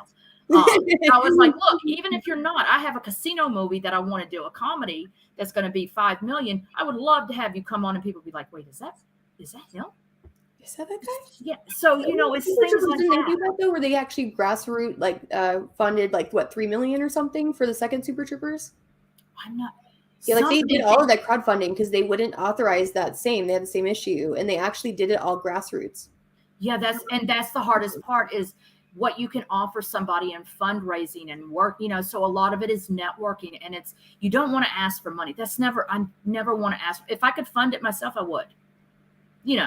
That would be me. But at this point, even when I go in for auditions, they'll ask, so how do you brand yourself? If you were to give yourself up in a sentence, how do you describe yourself? And I just tell them, I'm the cheaper version of Melissa McCarthy. And they're like, what? No. What? And yeah, because I'm like, just the way she is, when she's on set, like when she did the Heat. The Heat? I was dying. I loved it. So Bridesmaid, she's my favorite. I always have to play her when I'm doing a scene and everything. I love that one. It's just the kind, if I have to, they say, I had an acting teacher say, get in where you fit in. Yeah. So you get in the box, you do what you do in that box. And then once you've gotten known, that's when you spread out to what you want to do. Yep. So, what I was going to say is when I was running for Miss Veteran America, we had to do everything on green screen, and none of us had ever done green screen videography, which is an experience, by the way. People do not understand how much of a pain in the ass that editing is. Okay. Damn. LSU has a new building out here that they did, and it's a green room. Yes, where they paint everything green. That's smart. Yes. The problem is every night I don't know if they've changed it now, but there for a while the problem was if you walk across it, they have to repaint it. Yep. But yeah, we're getting into green screen too, and now it's The Mandalorian is the same way. Where you see it on the screen and you're interacting with it. And these are the same people that did The Mandalorian they helped LSU with this, from my understanding, and it's like. This is so much better. It cuts down on flying to wherever they had to fly to do Tatooine and everything. You'd think with somebody being a Star Wars freak, I'd remember all this stuff, but it's all that information. Later, you're like, dang it. Yeah, and they're like Joel Eggleston from Star Wars, and I'm like, huh? No, that's Mark Hamill, and they're like, no. In the newer Star Wars, he played. He was in 1 through 3. I was like, ugh. No offense, but those aren't my, that was, so and then like, he's in all of this. And I'm like, so my thing on set is to wear Star Wars shirts, Yoda, baby Yoda, things like all the time, no matter what I'm doing, that's the one way they can recognize me. Yeah. That man stayed away from me the whole time. That's so cute though. I was like, okay, no big deal. And everybody else is saying, look at these pictures and autographs we got with him. I'm like, you guys know I'm a Star Wars fan, but because I don't ask, I'll talk to them, but very seldom do I ask to take pictures because it's much, I would rather them ask me, you want to do a picture? Because that's the way I would be. When I've been on stuff, I make it a point to try and get to know people, because that's the worst thing they tell you whenever you're working on a set. Don't ask the stars for pictures. Don't talk to them. Yeah. It's like, look, they're human, but at the same time, while they're doing their job, I don't want to mess with them, but I never get to see them afterwards hardly. So for the veterans, does your nonprofit have any upcoming courses, seminars, events that maybe that they could veterans could maybe sign up for or look to see if they're posted? I have a ton of instructors that are ready to go, but I need the funding, because just to do a 4-week course on Crafty, just that where we do 4 hours every weekend for 4 weeks, because I don't want to overwhelm a veteran and everything. It's already hard enough. That's $1,000. So to do 5 veterans or 10 veterans, I'm looking at, per veteran, I'm looking at $10,000 just to bring the instructor in who's going to bring in all the equipment with it. So I can't teach camera if I don't have a camera. And it's the same stuff we use on set. So when we teach them in the courses, then we have 14, 15 short films that we do with my other production companies that we put in film festivals or anything like that. So we know we're going to hire them. The goal is to get the other film people here because it's all in who you know out here to get hired. So I have cameramen that want to teach and want to bring on people to help with camera. But I can't ask them to come up 6-7 weekends in a row when they can be on a film set and spend up to 8 hours a day for those weekends teaching on their own personal camera. Yep. We're looking at 4 to 8K cameras. Those are the 4K, 6K, 8K is what we film in. Those cost minimum $1,000 each. You can't, you can't ask somebody to bring their own equipment. So I need to supply it all. Same with editing. Yep. I have the people ready to go to teach it. I haven't been able to reach out to the veterans because I don't want to get them excited or anything yet. I have to. So, I'm looking at funding, and I've been doing all the funding. I've been looking at all the nonprofits or grant writers or anything like that. So I'm doing that. I'm looking at $200,000 just to get started. I have the facility where I rent my regular office. I have the people ready to go to teach it. I just need, I can probably have the veterans ready. If I had the money tomorrow, I could have it ready to go by August. So right now, is it just like your events that you're doing, like your projects you have, like you hire so many veterans per project then? What we do is we're bringing on veterans to work crew. They are working deferred payment or no pay, even though I feed them extremely well. But the goal is if we win a festival with monetary value, I split it between the cast and crew. I'm the last one to take any money. So my cast and crew gets paid first. And that's the way I've always done it. With everything, I give great food. I mean, I will go and cater from a mom and pop restaurant in a heartbeat. I bring in coffee from Soldier Girl Coffee, and I bring her coffee on set and give that. During Mardi Gras, we had a little girl on our set on home. We had 2 little girls. I asked what her favorite food was, so that I had her food on set. I didn't have to do that. I also, allergies, yes, but favorite food for certain people, I'll do that in a heartbeat. I have no problem with that. If I have to fly in somebody, even if it's just getting mile points from people that have points on airlines, that helps to get people. I have people that want to come in here and work and do stuff and will work very cheaply, but I still need to train. I just can't. The money, is my big thing right now, is just getting the money. I could probably do a couple of courses with $50,000 if they were script writing or something. And again, script writing, I need to have the programs, which is a Celtics program, which I would use, but I also need to provide laptops because or desktops because I can't ask a veteran to go out and get something and not get the right thing, or there are certain, I can teach locations with nothing, but I have. Software's expensive though. Huh? That software is expensive though. Actually, Celtics has a nonprofit. It'll cost me $800, and it gives me a whole thing from budgeting, film budgeting, which is a big one. If nobody knows how to run a film budget, that alone will cost you $20,000 for somebody to write your budget, and it's 70 pages long because they have to fill everything in, but they can't do it without the script. And the scripts will cost you up to $50,000 from a script writer. Wow. So that's where I bring the veterans in. We teach them how to write the script on the Celtics program. So have you ever had veterans follow up with you, like after you train them or they work with you and they go on to other projects? So I haven't been able to train any just yet. I have worked with a few veterans that want to teach and are a part of what we do. I stay in contact with them, and I talk at veteran things, women's veterans associations, symposiums, anything like that, because I have an interest. I have Southeastern and LSU and Southern and BRCC says we've got veterans that want to work in this and need to be interns. I'll take interns with the possibility. The goal is to get them. If I can't bring them on full time, I keep a list. So I will hire a veteran in a heartbeat if they've been trained. That's the thing is I got to make sure, are they capable of working a 12-hour day?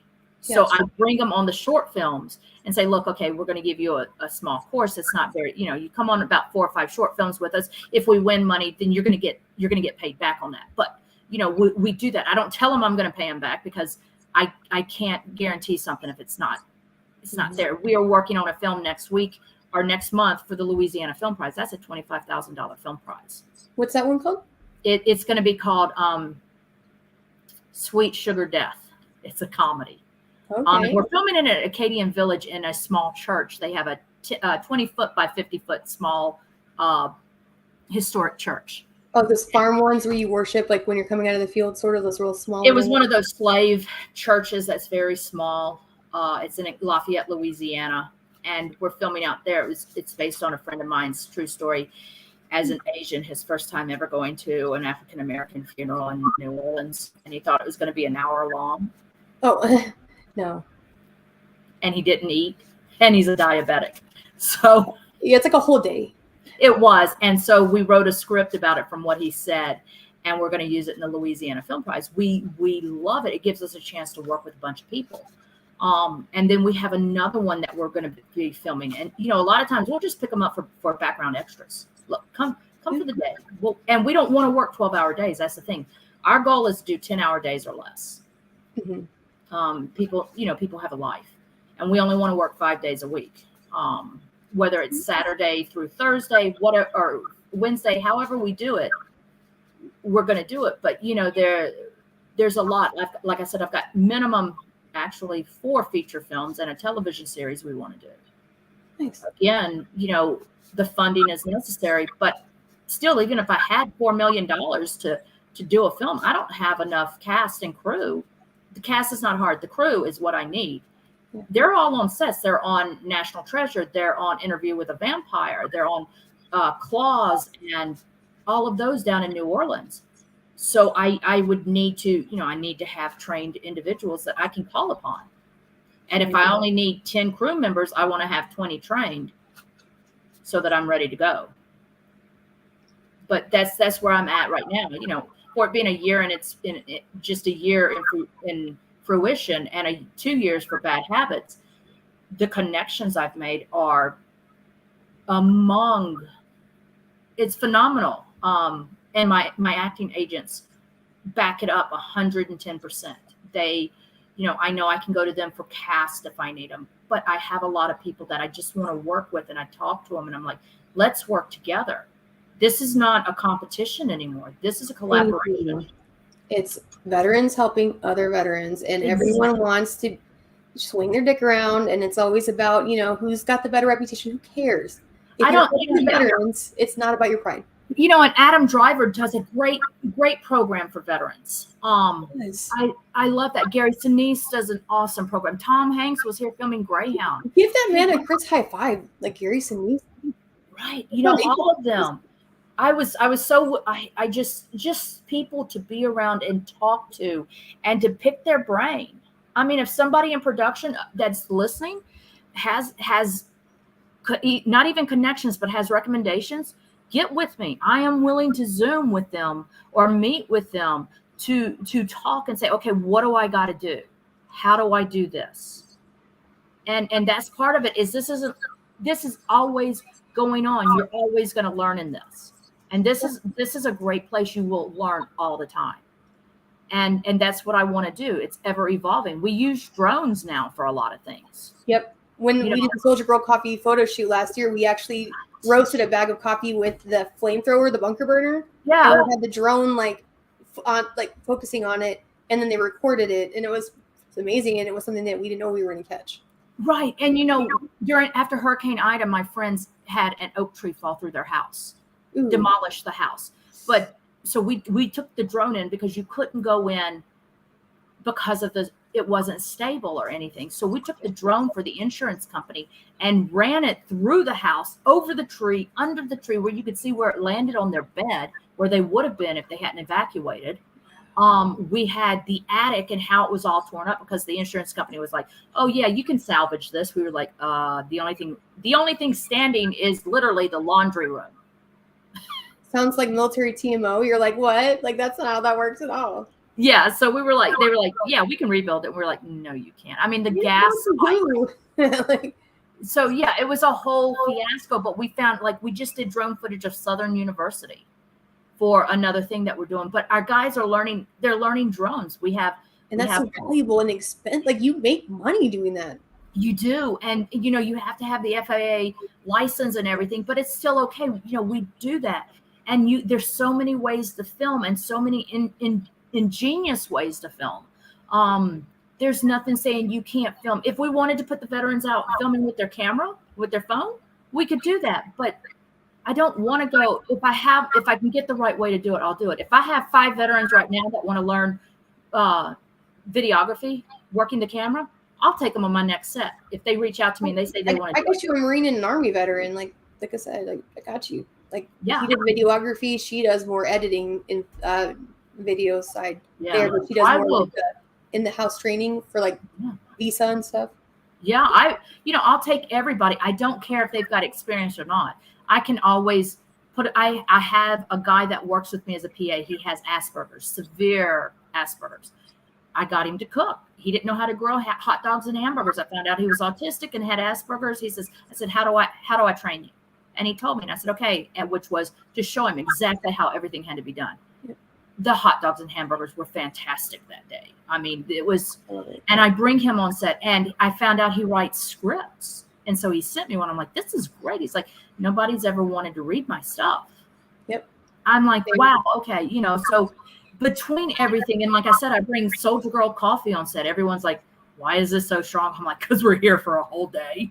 Yep. Yeah, so even the kids were like, fuel, that's why. And then, during Mardi Gras, I brought Dung Fong's king cake, which is the best king cake from New Orleans. It's such a good cake. Like, right? You keep bringing up NOLA, and I'm like getting hungry. See, yeah, and the beignets and everything. Yes. And that's the thing with us being in Baton Rouge. I'm maybe an hour and a half away from New Orleans on a bad day. Nice. So there's nothing saying we can't go to New Orleans. There's things, we've got so much up here in Baton Rouge. We've got Livingston Parish. We've got St. Francisville. We've got Clinton, where they filmed Dukes of Hazzard. Literally, huh? Which one? Like the original series or like the movies? Yeah, the movie. But John Schneider has a studio out in Holden from the original, Bo Duke. Yeah. So you have the capabilities here. What's his name? Mackie. He's from Shreveport, and he's building a studio down in South Louisiana. But he was on Iron Man, and he played.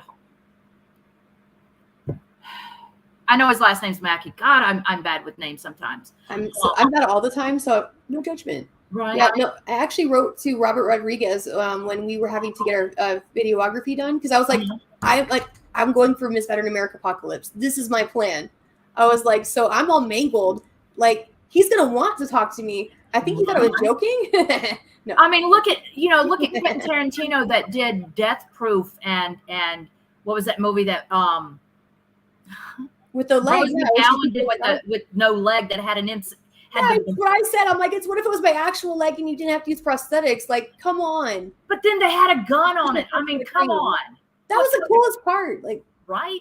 I love movies. I love grindhouse movies, and yes. Just to see things and to try. I mean, let's not recreate. Let's not bring back the birds, or let's not bring back the things he did to poor Tippy, man.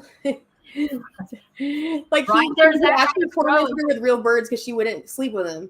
So like, she literally was tormented by actual birds pecking through the building for There's a weeks. Picture of this crow that's on a set, and he has this little footband on, and he has a knife in his mouth. He is actually on sets in Ontario or in Vancouver. I was like, wow. And they're like, yeah, he's always on set. He's messed up our jib balance. He just shows up and he pecks at you. And he's been known. He took the picture of the knife he actually took it from a murder scene.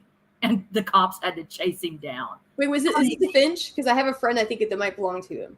No, not that. No, yeah, but so you're like, wow, okay, but there's so many things, and just to do this, it's so you find out. I don't want to remake the Rocky Horror Picture Show. I want to make something else, make a sequel, or I don't want to remake Twisted Metal version. I got to get a guy to dress up like.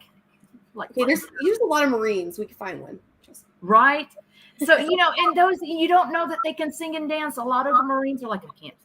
They're very musically inclined. Like I did a lot of their physicals for a lot of the special duty assignments. You'd be surprised. Right. And that's the thing. These people, we do stuff. We're in the 48-hour film projects where you got 48 hours to make a film. We do I don't care. If I can find something, I'm going to do it. And it's just because it's a challenge. It's fun. And if I can get more veterans involved, if I need them to play dead on set, okay, let's do it, right? I did the mass because that was the shit in the Air Force. Right. So yeah, we got to bring you in. And that's the other one. Everyone's like, oh, you were in the Air Force? Did you fly planes? I said, no, in the Air Force is the reason I don't fly now. No, I didn't have the pilots. I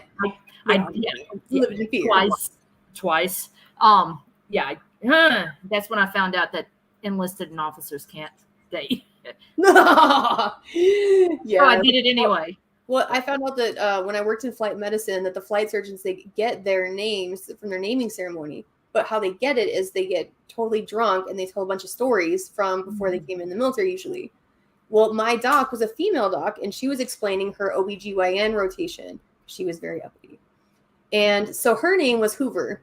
Her actual call sign was Hoover because she was talking about applying suction while she was, helping to deliver. Right. Well, the pilot thought it was hilarious. So she, I think, ended up bribing like 4 cases of whiskey or something to get it changed to dice. It was like an ordeal. Yeah. My flight surgeon at Eglin was Doc Cornum, Corey Cornum, and his wife is General Rhonda Cornum. She was the POW during Desert Storm. That broke the one of the 2 POWs. Her helicopter went down. And I got to talk to her in January, and I want to do a film on her, which led to me wanting to do actually a television series on women veterans and women military members that have gone above and beyond. And so because I met her, she's all of 5'2", maybe, but I met her when she was repatriated, and it always stuck with me. She was one of 2 idols that I really enjoyed. I met Coach Pat Summitt. Wow. And, back in the 97, 98, and she was a hero to me. And, getting to finally talk to General Cornum was so fun. And to be able to say that I want to do a film on you. And she's like, you get the funding, let's do it. I'm like, wow. And that led me into, let's do televisions on, I know World War II women, Vietnam vet women, things like that. There's so many stories that, we were told we were never on the front lines, but people right now, there is no more front lines. But, even as a nurse in Vietnam or in Korea, there were a lot of things that they saw there at no point, you don't know. And that's the whole point is there are things, you want to do and need to do. And to highlight our women, it's like when we talk about homeless veterans, people don't realize homeless female veterans are the hardest to find out about because they bounce sofa to sofa. Well, they're not. They're underreported. Yeah. The HUD housing is usually done at night. The reporting. If you are on couch surfing, it's not considered homeless. And so a lot of times, all these things are not factored into the women veteran reporting. So It's vastly underreported, and that's why we've covered that before as well because it is important. And that's why we're working with Project Steel here on VRS because they are working on funding for a structure here in San Antonio, which is something that we desperately need in Texas. Right. So we have no female homeless shelters or transitional homing in Louisiana. Yep. That is just dedicated. And even for our homeless veterans, they cannot go into a shelter if they have a service dog. That's, and I get because you can't ask anybody if their service dog is trained, but at the same time, you're telling them they can't do that. And in Louisiana, at any given day, we have 400 homeless veterans. Yep. And you know, and then you have, I mean, you know, and a lot of our veterans choose to be homeless because they're tired of trying to explain or justify what they do. They're tired of fighting the VA. It's or they don't know what they're eligible for. So many veterans don't claim what they're supposed to. And actually, I'm glad you brought that up, because this is a perfect time I can talk about it. And I asked a friend. So for me, on the side, I review records for veterans, and I highlight areas that they need to have looked at and taken to a VSO or someone else. Or if they want to file pro se, they would just need to file certain things or appeals or secondary conditions. Mm-hmm. So common issue I see, especially with women veterans or people that are MST victims, is that they don't want to report because, like, what is it, 50 to 80% of sexual assaults have alcohol related in some way, shape, or form. So unfortunately, like, women that are assaulted downrange, because it's not legal there, they're very much afraid that they're going to get court-martialed. Yeah. So that happened to this friend, and she had never filed for PTSD. She had never filed for a lot of things. And I told her, I was like, you have to be your own best advocate. The worst thing they'll tell you is no, but if they say yes, that could change your life. Yeah. And she was at like 70%. And she was like, you know, I just don't know what I can do. Like, I can't work anymore. And I was like, well, you need to be your own best advocate. So let's get you taken care of. And she just got 100% because she filed. And I didn't think she was going to do it. And she fought me like a wet cat the whole way. But she did it. And she did the exam. And she was just like, I'm so thankful someone listened to me. And I know. Yeah. It meant everything, because it's like there's so many women like her out there. You know, and I met a veteran that was gang raped. And when they were told, when they went and reported it, the people she reported it to said, what'd you do? Did you talk to the people first? What were you wearing? She was coming back from PT. I think I heard about this incident in Shepherd, actually. It's happened quite often to a lot of people. Unfortunately. You know, I filed, when I was in the Air Force, I filed sexual harassment. And I tried to get my records back to show part of my MST. And Eglin had, because it was solved and the people admitted to it, they shredded the paperwork. The That's EO office, cool. well, back in 92, sure, why not? You know, but paperwork was missing all the time, unfortunately, in medical. It still is. It's still, yes. And I didn't know that I had MST till I had gone in for suicidal ideations to the Alexandria VA, and that was a big one for me. You know, they said, I started telling them about this, about that, and they were like, this happened, that's an assault, and why didn't you report it? And I was like, because the last time I reported something, I ended up going to Korea on a volunteer status that I never volunteered for. Voluntold, yep. You know, and so things like that happen, and it's a big one that, and it's not just women that are sexually assaulted. Absolutely, men can be absolutely assaulted. And you know, in bringing stuff up like that, I can imagine having a 27-year-old camera guy listen to something like this, and then him go home and try to compartmentalize it when he doesn't know how do you. It's so hard to hear anyway. But as veterans, we've learned to compartmentalize. We also have a different structure, I think, about the way we do things, and so we also know that it's a safe spot for us talking to other veterans. 9 times out of 10, it's a safe spot. There's that sense of understanding.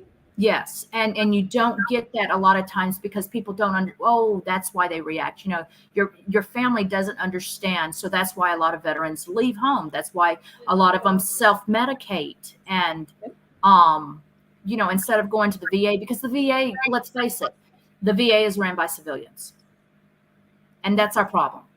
And you know, we have issues that a lot of times you have civilians working there that are just there for the paycheck. Yep. And I am very big for the last 5 years. I have no problem taking names, no problem going, thank God we have the VA White House hotline, which they now know me. I'm a frequent caller. Like, okay.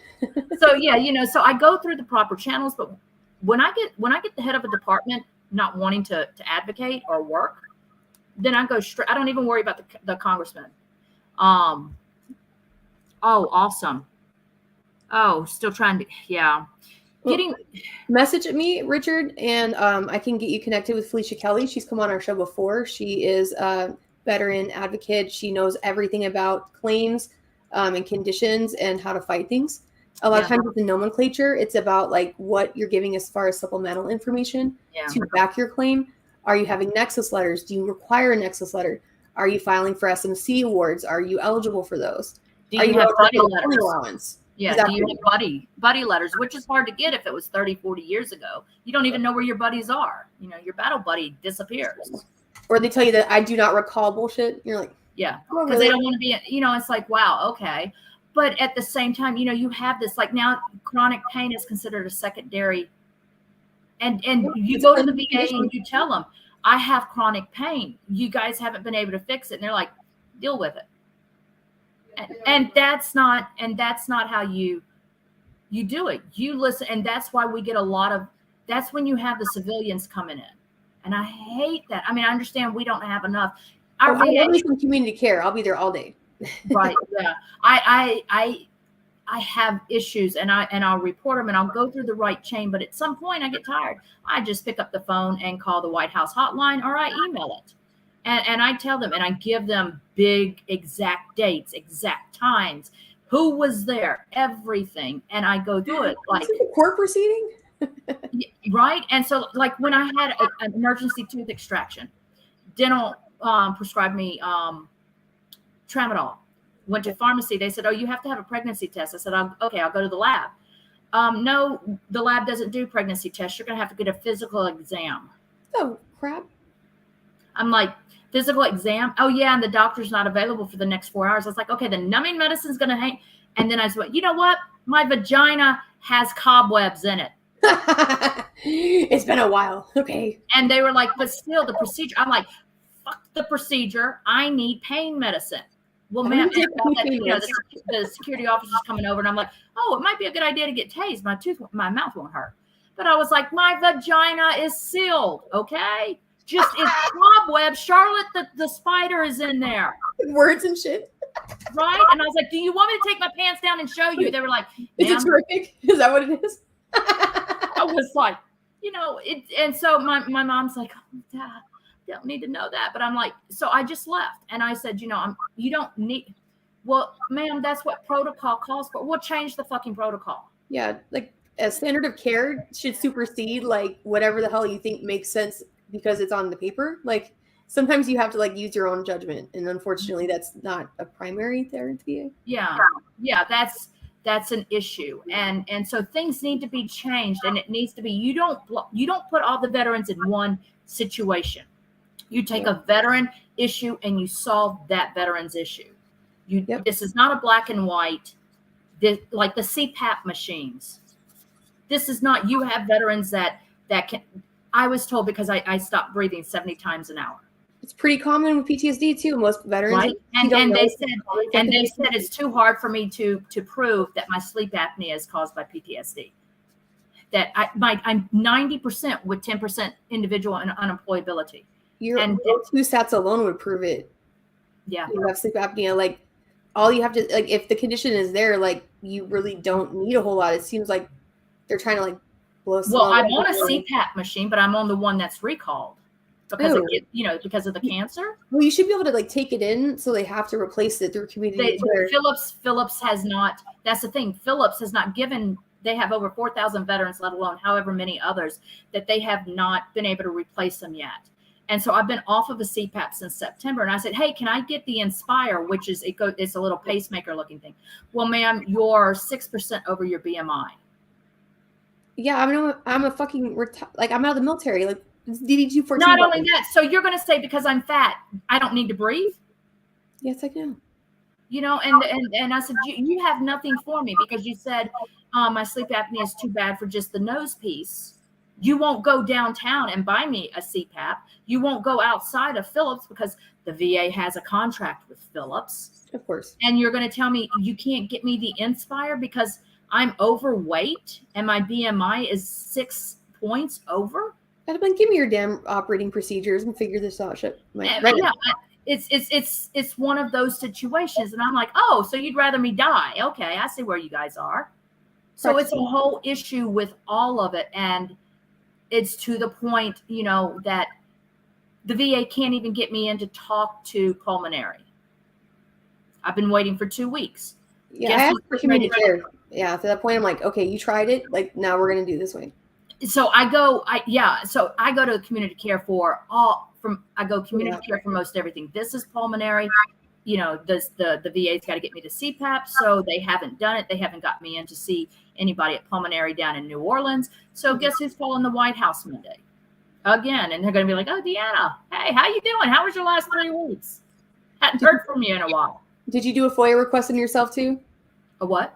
A FOIA request, the Freedom of Information Act. Like, you can request any sort of documents like on yourself. Like, for me, when everything happened with my case and I was air evac'd, they wouldn't release my records to my spouse at the time, who was out processing me. And so I knew something was up then. So I actually was like slick, and I was like, I went to the 4A and I was like, so you owe me a lot of favors. So you're not going to tell anyone you're going to do this. You're going to make a copy of the copy because I know it's there. And you're going to send it, not tell anyone shit. And then a year later, I got my record was totally different. Everything that could be altered was.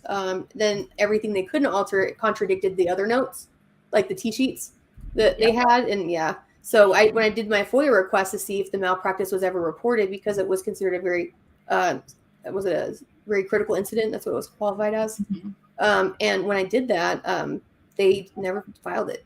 So it was never even filed. And that's how lawmakers make these determinations on things, is based off of the statistics. Right. And if they're not being reported correctly, what the hell are you getting them for at that point? Right. And the only time you can go to your congressman is during election time, because any other time they just blow you off. Yeah, I have a friend that's a city councilwoman, so it's a little easier for me. And here it's really weird. But like, I found out in my medical records when I had gone to a psychiatrist in 97 because of my anxiety and everything, and I was having issues. He wrote in my records, asked patient if she was bipolar. Patient says no. And because of that writing, I was denied. Because apparently I can assess myself. The VA is arguing with me that I don't have part of a leg missing because they're disagreeing with their own rater, which I was like, how are you I also disagree with your rater. Like, we're on the same page.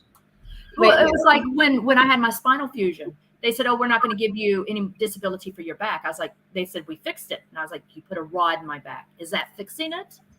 Well, yeah. And I was like, what's the max I can lift? Well, you can lift 25, 30 pounds. I was like, and can I fall now without being paralyzed? Well, no. And I was like, so I still have back issues because of the rod.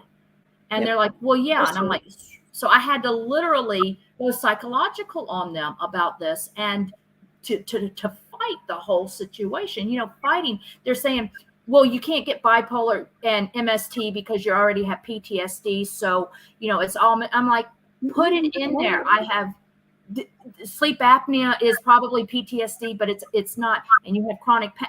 So it's a fight the whole time. And most veterans aren't going to do it. Well, especially us as women veterans, like, we're doing more with less. We have our kids. We're trying to take care of everything else. We've always put ourselves last. That's why we've been speaking with lawmakers in Texas. We met with Ida Menares to speak with her in regards to things we can do to help our women veterans, or in veterans in general, maybe you're single parents, as far as having VA raters come on Saturdays. So people that work during the week can come and have their claims looked at. Maybe they have childcare there that's provided. Because why are we paying so much for penis pills, but we can't pay for childcare for single parents? Exactly. Like, they're pissing away money at the VA for dumb other stuff. We can use things to help our women veterans or our single parents that are needing that, and they're not getting their medical care taken care of because of COVID. They can't bring their kids. Right. And, and again, like you said before, people don't know their benefits. I didn't know. I got out of active duty. My transition assistance was an hour. When they took me through it, I didn't know that I had a VA home loan available to me. All I knew about was my GI Bill, but I didn't know it had a limit. I slept through TAPS. Like, I slept through all of it. I don't remember any of that. I didn't know the VA was even something I could use. I didn't know I had disability from my time in the service. Yet I can get 10% on each ankle for all the sprains, but I can't get for my broken foot. I can't get a disability because there's no arthritis showing in it. Yeah, I would just get a Nexus letter, honestly, and just have like a third party just write about it and use that and submit it.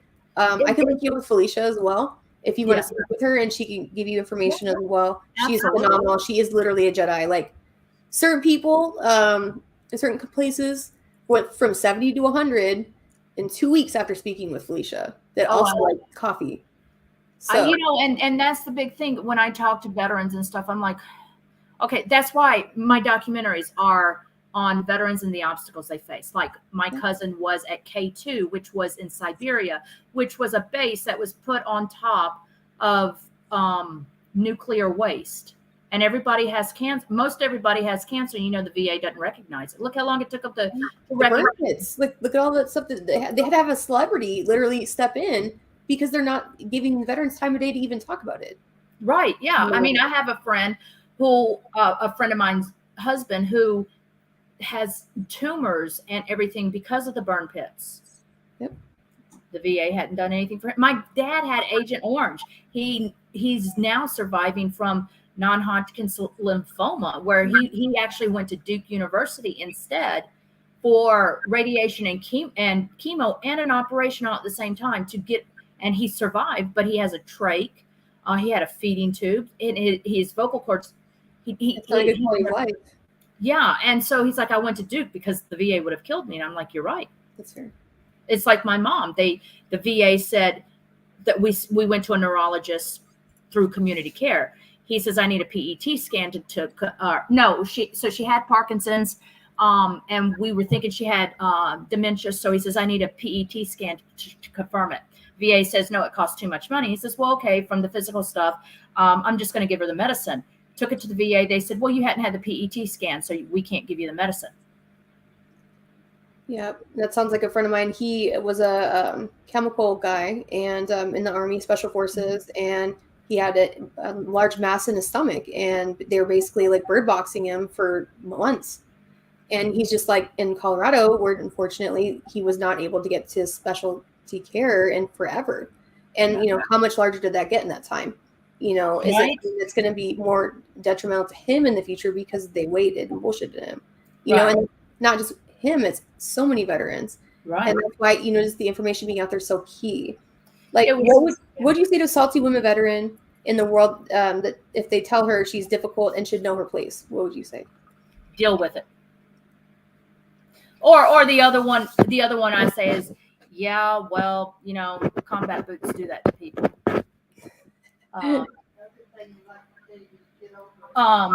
So those are the things that it's one of those, I'm a bitch, deal with it. And I'm a bitch because every person like you has put me down, but I served my country and I probably have bigger balls than you. Yep. What did you do for your country? Sit on your ass? Or, a lot of them didn't. I understand if medically they couldn't do it. But this again is another thing. If we have the draft for men, why not like Korea and other places? Why can't every person who's physically capable serve for 2 years? They get education, they get training, they get fed, they get all of that. Why can't we do that and have it 2 to 4 years? Let them, in the reserves, National Guard, I don't care. But it would give them, it's better than damn McDonald's. McDonald's pays pretty well though. Like $10 an hour. Yeah. But it's like $50. I'm like, dang, like it was like 5 when I started, like back in the day. Like right, yeah. But it's one of those things.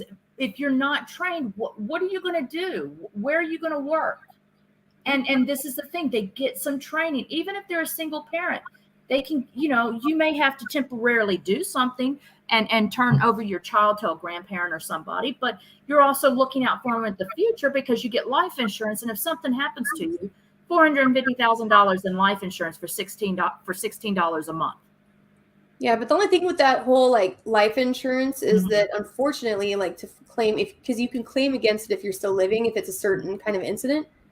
But unfortunately, it's written and structured in a way that TSGLI is pretty much only given to combat related injuries, because it has to be deemed traumatic enough for them to pay, even if you meet all of the guidelines. Oh. Like, for an example, for me, I almost lost both legs of my right arm. And I had all of everything. They had no question I had suffered. They had no question on the documentation, the surgeon's notes, but they denied it because they said they did not deem it to be traumatic enough in nature. But I suffered enough and they felt bad for me, but they said it wasn't traumatic enough for them to deem it. I'm like, a service member is irreparably damaged. Right. Yeah. At that point, sorry. It's like I have VGLI. My mom I think she loses her VGLI maybe next year at 80. She's paying $230 a month for $50,000 of life insurance. So, here it is with me, I've got $450,000, but I'm paying $80-something a month. But again, it's, just the VGLI. I almost lost it because I didn't know that once I got out of the reserves that I had to do something about it to keep it, because things like that wasn't told to me. There's so much that our veterans are uneducated about. Yes. Home loans, education, retraining. Just medical treatments they're eligible for. Right. The clothing allowance that they're eligible for. I know for a decade I was eligible for that. That's a car. $10,000 I lost because they don't back pay that. It's use or lose. So if you don't file for that and you're not your own best advocate, you're really losing. In the VA, that email they send, that's nice. But unless you're in it, like you're in the veteran information groups or like the VetCo groups or like I Continue the Mission, where you're seeing like the databases or you're, in those areas where they're consistently posting about those things, you're not going to know. Like you have to be on your own information. Like you really have to go after it. Right. And what do you do? And if you have email, a lot of times you get inundated and you don't know what it's about. It's better, and that's something that I want to be able to provide too, is when we're doing these classes, I want to be able to have an advocate come in and say, okay, do you know about this? And that's the thing.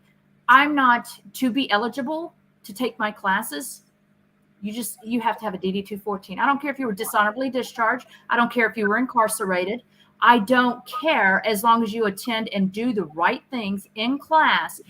There may be a few exceptions, of course, but but most of the time this is what it's about. Look, you were a veteran, and that's all that matters. And the fact that you're not judging them is everything, because so many nonprofits judge the shit out of people as much as they're like, we take everybody. Like that's bullshit. It's not realistic. I don't care if they're transitioning genders, because to me it's like, look, okay, I don't care, but when you're in class, you guys will respect. If they want to go by a pronoun, you're going to respect them, because this is I'm not going to, we don't report in, you're an adult, and it's basic. You respect it too. Yeah, exactly. So, but as veterans, and that's the thing, they will not speak politically in class because too many veterans fight.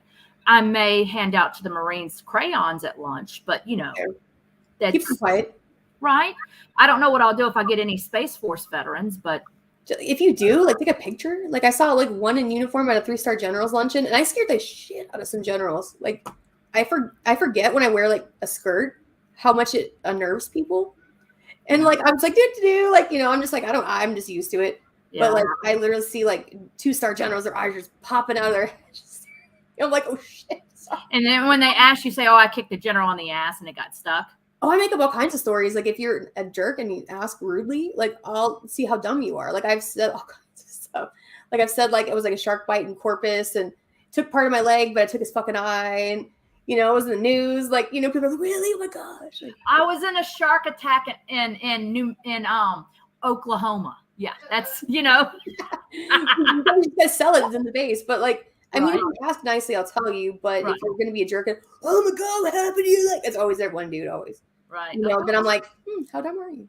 Right. Yeah. And the other one that I get is, you can't be disabled. You look fine. Oh yeah. And that's where the name of the show came from, was because of the fact that quite literally I had someone almost pull me out of my car and they said, you can't park here because your husband's not here and you don't look disabled to me. And I pulled up my pant leg and I was like, well, you're about to learn today. And I showed her and I was like, I'm actually 100%. I am the veteran. Yes, I am the veteran. Now you're corrected. Now get the fuck up. you know, but at the end of the day, like, you know, she was just like she didn't know, but I was like, you cannot assume that I am or am not something without even asking me. Like, just to assume that I'm some sort of, like, you know, a wife or stuff. There's nothing wrong with that. But for you to literally pull the door open to my car and tell me I'm moving somewhere, you've already made that assumption. Right. Well, I had a cop. So my mom's tags on the car say DV. And when he pulled me over, he's like, are you the disabled veteran? I said, I am a disabled veteran. I said, and he said, so this is your husband's car? I said, have you not ran the license plate? What does it say? And he says, it says DeAnna Charett. I said, how many men do you know named Donna? And he was like, what do you mean? I said, that's my mother's car. Oh, so she's a disabled vet. I was like, is it registered to her? What do you not, you know, I was like, how stupid are you? You know, and I get that all the time, and especially in the VA. Oh, are you here with your husband? What the fuck? But the reason they say that is because of the fact that, 86% of our sisters in arms, they don't use the VA for care. Like my chiropractor, I'm quite literally the only female veteran in that whole clinic. He had never seen a woman veteran ever come in. That's how rare it is. Yeah. My chiropractor down here deals with veterans a lot through community care. And she says, every time I see one of y'all, all I have to say is the VA fucked you up. And then like we get six visits in a 6-month time frame when we have to go in every week. And then, so by the time you get better after your 6th visit, you're reapplying, and it's another 2 to 4 weeks before you get back in again. And you go back in, and the chiropractor's like, you're back to where you were. Let's start over. Yep. And you only get to 12. So you can't, that's the issues. It's like my nurse practitioner now. She's been with the VA for 8 years as community care. The VA told me there was nobody there to be able to be my nurse practitioner in the civilian world. She's been with them for 8 years. It took me calling the White House. I told her, I said, yeah, you must have just started. She says, I've been working with the VA for 8 years. Wow. Oh, she's like, I see veterans daily. And I was like, huh, you might want to let them know you're here. She's like, and so, you know, it's bad. It's really, sometimes it's really bad. And I have to research on my own. And that's the other thing. If you're a veteran and you're not getting what you need, you do the research. Like you said, do your diligence, do your research, take it to them, but do not tell somebody. Use your secure messaging, email it to them so you have a paper trail. And don't pay someone. Don't pay someone. No. Like, I've probably brought 6 veterans to 100% in the last year. Not one of them paid a dime. No, and the only time I paid anything was to get my Social Security disability. Well, that's different. I mean, right. You kind of need the nomenclature and the templates and stuff. Right, and then the judge questioned my disability through. I was 70% through the VA at the time. He's like, "So what do you need Social Security?" You. But if you were a guy, would they have questioned it? Probably not. And then when I had just gotten out of the VA hospital for the suicide tendencies or ideations. And he's like, well, have you ever tried to commit suicide? And I said, I have a plan. And I said, but if you would like to see me do it right now, my lawyer has a ink pen and I can do it 14 different ways before he can get. And the lawyer just started picking up everything and moving. He's like, let me get my fucking keys. Right. He's like, wait, what? And I said, you know, we were video teleconferencing on that.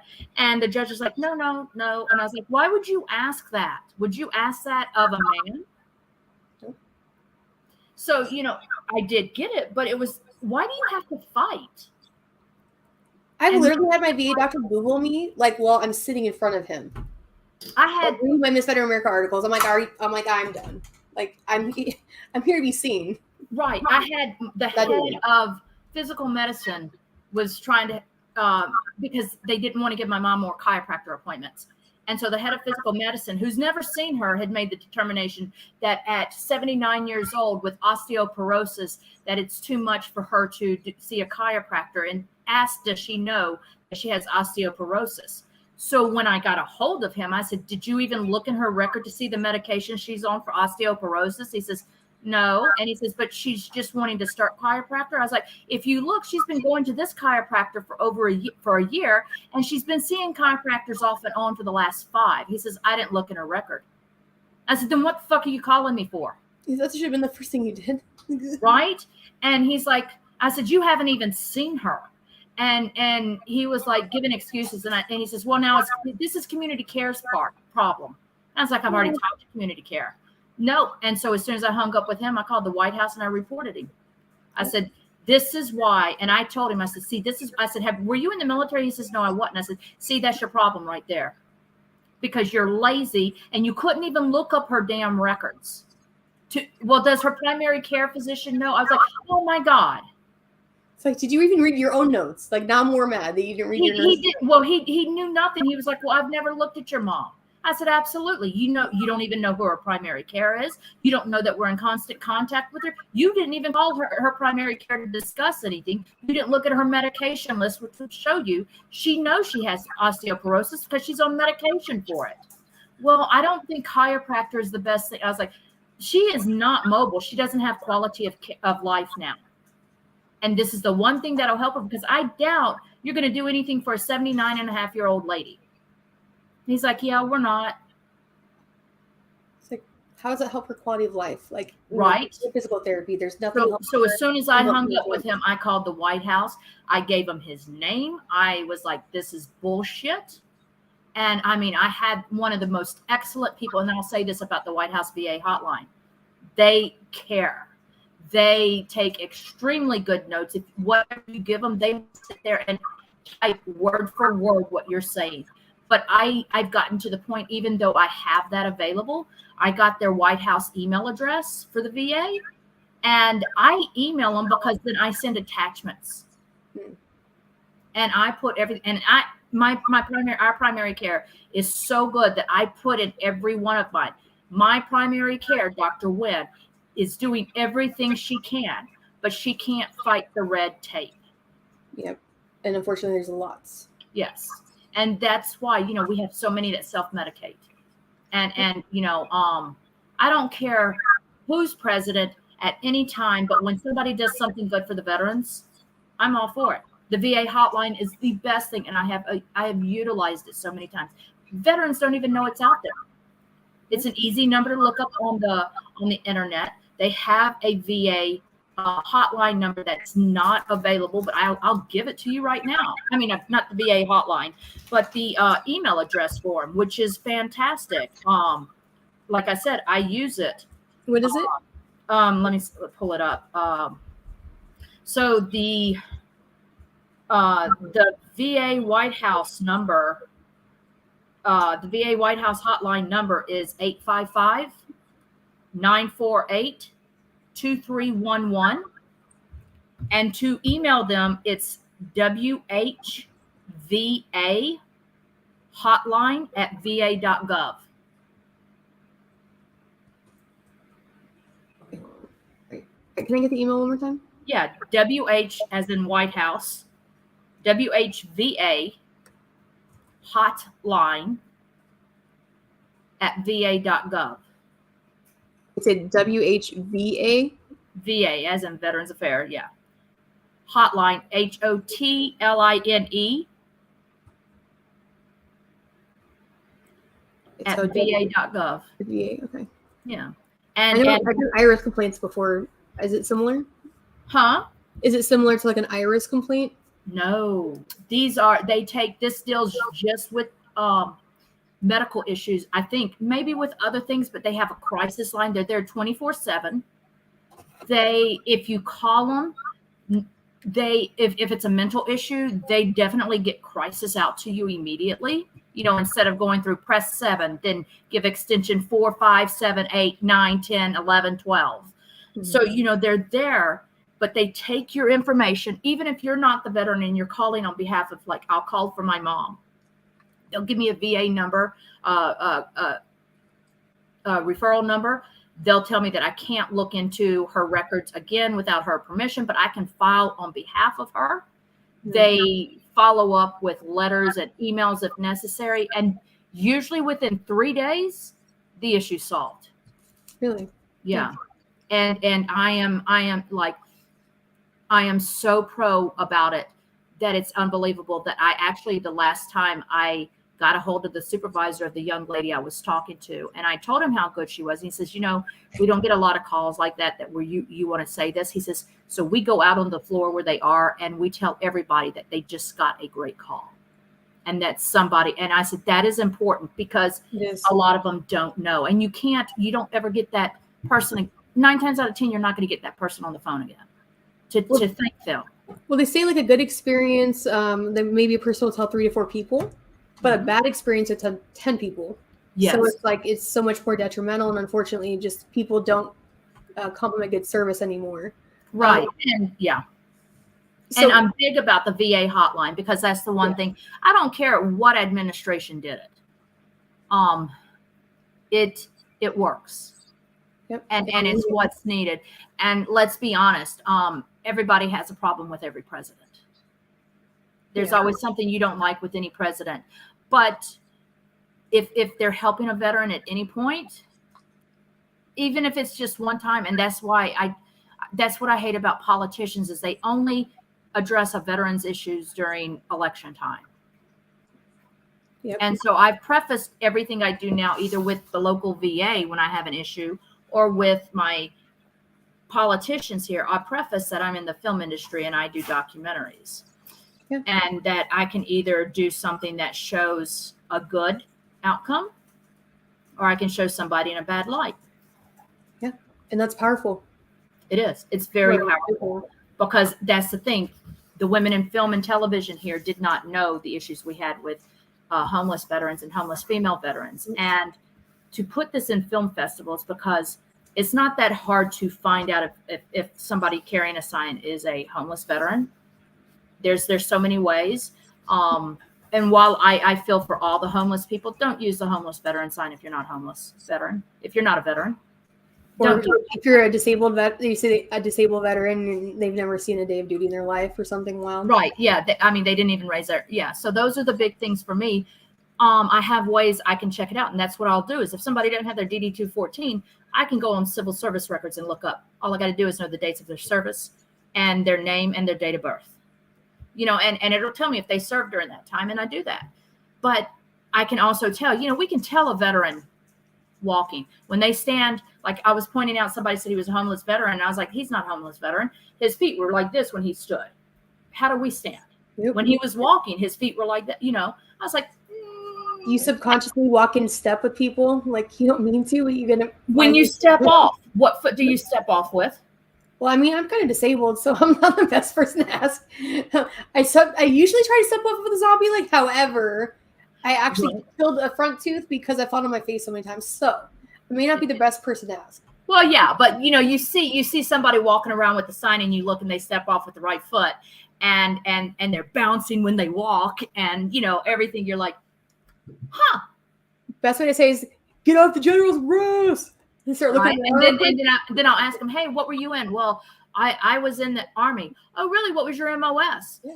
And then they'll say something like, I was a truck driver. Like some bullshit. Oh, so you were a 92 Bravo. Yeah. I'm like, bullshit, because it's 88 Mike, you asshole. Yep. I was like, that's all right.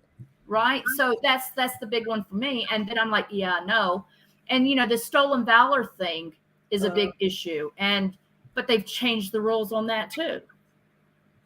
It used to be if anybody claimed they were a veteran, they did the claim they were a veteran, you could go to jail for claiming that. Now it's got to be you get something monetary out of it. Yeah, so you justify like the cause and like persecution. I'm like, it's still fraud, right? Like I don't understand why it has to be monetary. But right. So we loved having you on. We went way over, but I don't care because. If you do it in 2 segments, 5 seconds, I don't care. If you guys, I really want to come out there for what you had talked about. That's so much cool stuff coming up. So like, absolutely. If I can't make the June one because of, I told you it was Pride Fest and I've got to sell the Jello shots. Hey, I kind of want to sell the Jello shots also, but I might get the head of like the San Antonio Women Veterans Commission going, Brandy, I know you're supposed to be at this table, Brandy. Well, it's not just that. There's plenty of times, you don't need a special occasion. I mean, I could do it at Thanksgiving down there too. I just want to hit Pride Fest because it's. Oh no! Like I want to just people watch. Like I'm here for this. Really, you should come down. I think it's in September. They have Decadence down there. Yes. I've seen some gorgeous men in dresses and stilettos. Hey, there's a confident man to sashay down that runway, man, but it could be done. Like the weirdest one, I saw a man from behind in a wedding dress, and I didn't know it was a man until I saw his hairy chest. What if it was a girl though? You're like, I was like, but you know, you see some things, and it's neat. But you know, I want to come out there to you guys and do stuff. There's a lot of films in Texas. I want to get with people and just get things going. Well, definitely. I mean, like I said, it's Military City, USA. I can definitely link you up with some veterans. There is a female veteran I want you to meet because she's amazing, and we're gonna do some cool stuff with her in July. It's like a super secret project I'm working on with an Ink Master. In July, just give me the dates. August. Yeah, but, so, you know, 8 hours away. What's that? That's just, I can do it. Well, what we're doing is basically this woman survived a suicide bomber, right? And she lost her leg, and she and I have the same issue with leg. About that. Prosthetic that actually fits my leg. So I'm like, that's kind of disturbing. Are y'all videoing it? Well, that's what we're planning on doing is I want to have it like a mini documentary made of it because of the fact that she doesn't know. And what we're going to do is that when she took the Reforge class, which is a knife making class down here, it's a $5,000 class at the Keeler Forge. And when she took it by herself. And the reason why is not because she was in a wheelchair, because they have handicapped veterans take it all the time. But it's because she kept her leg. Like she told them that she was Jewish. So they gave her leg because, you know, even if it's cut off, like you have to be buried with it, right? So she froze her own leg. So she had her own leg in the freezer, and then like she actually had to debone her own leg to like use the bone as part of the knife handle, her femur, which she did. I have a picture of that. And she actually kept it, and it was so like they were kind of like not sure how they felt about it. So they actually wouldn't let anyone take the class, but all the instructors were like vomiting when they were like trying to debone her toes. But it was hilarious. But they actually now that's a salty veteran. Yeah, that's what I'm saying. She's amazing. Her name is Maggie, and literally they strapped her to their back when they went hog hunting. Like I had the video of that too, and there was no communication. Like it was just like brother sister bond. Like, hey sis, I got you. And people were trying to like use her front crutches, and she just wasn't fast, and it was like brush, and it was just not good terrain. Like I was struggling. I'm amazed I didn't kill myself, but worth it. But still dangerous for a disabled person. But he literally strapped her to his back and ran it into her hog. Like he ran all the way to the south. You have all this video? Oh yes, ma'am. Let's get a way to get it to me, and we'll edit it. Yeah, definitely. Well, what I want to do is like she's been on the wait list to get ink for a while, and I was like, okay, well, I'll make a call. And so I told an ink master about the story, and he was so like floored that he agreed that he'd be tattooing her, and so he's going to surprise her. That's awesome. Give me the dates. If my videographer can't come with me because of prior obligations, I'll get him to show me how to use the camera. Okay. I'll do it. Yeah, like I mean, we're still like getting his dates for schedule because he has, you know, his expos and his business. Yeah, absolutely. But he was very much wanting to do this, and I think it's really cool. It's going to be at Reforged, which is the forge itself. Like there's like a house, and then there's like the actual facility in the forge. And they were in Forged in Fire, so they're pretty interesting dudes, and they actually submit veterans and sponsor them for these sort of competitions, which I think is really cool because a lot of veterans, like they don't feel confident. They don't have that support. Hey, go for the award. You should do this. You should push yourself, you know, and we lose that sense of purpose.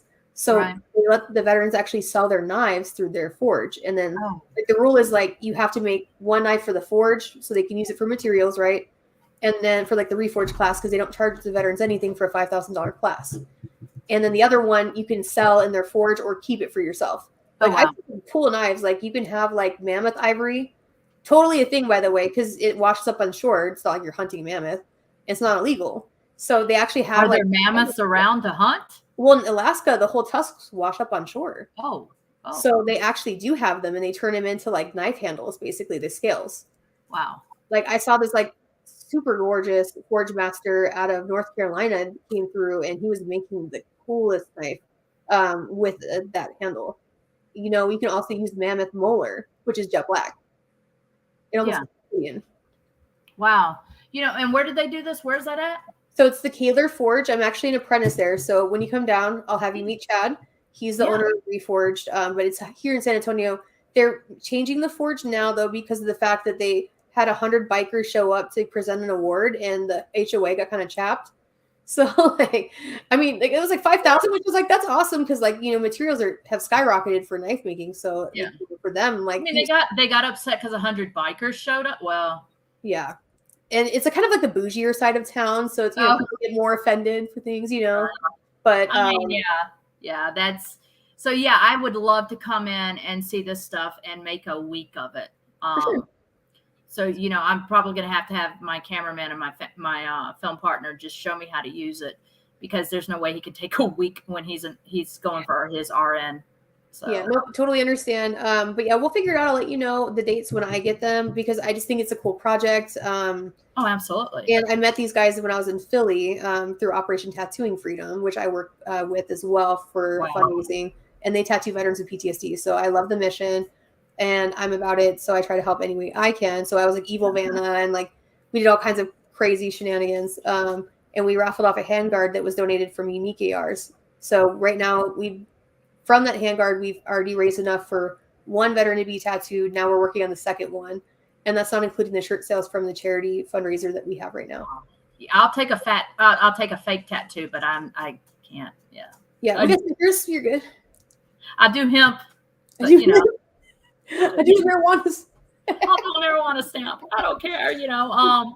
But yeah, no, and that would be great if I would love to just do stuff, you know, and that's part of it. It's just getting involved with other veterans and showing. And if you've got all this footage of her, and I can bring it back. I mean, the best way to do it, I'll have to ask him, because I usually just transfer everything.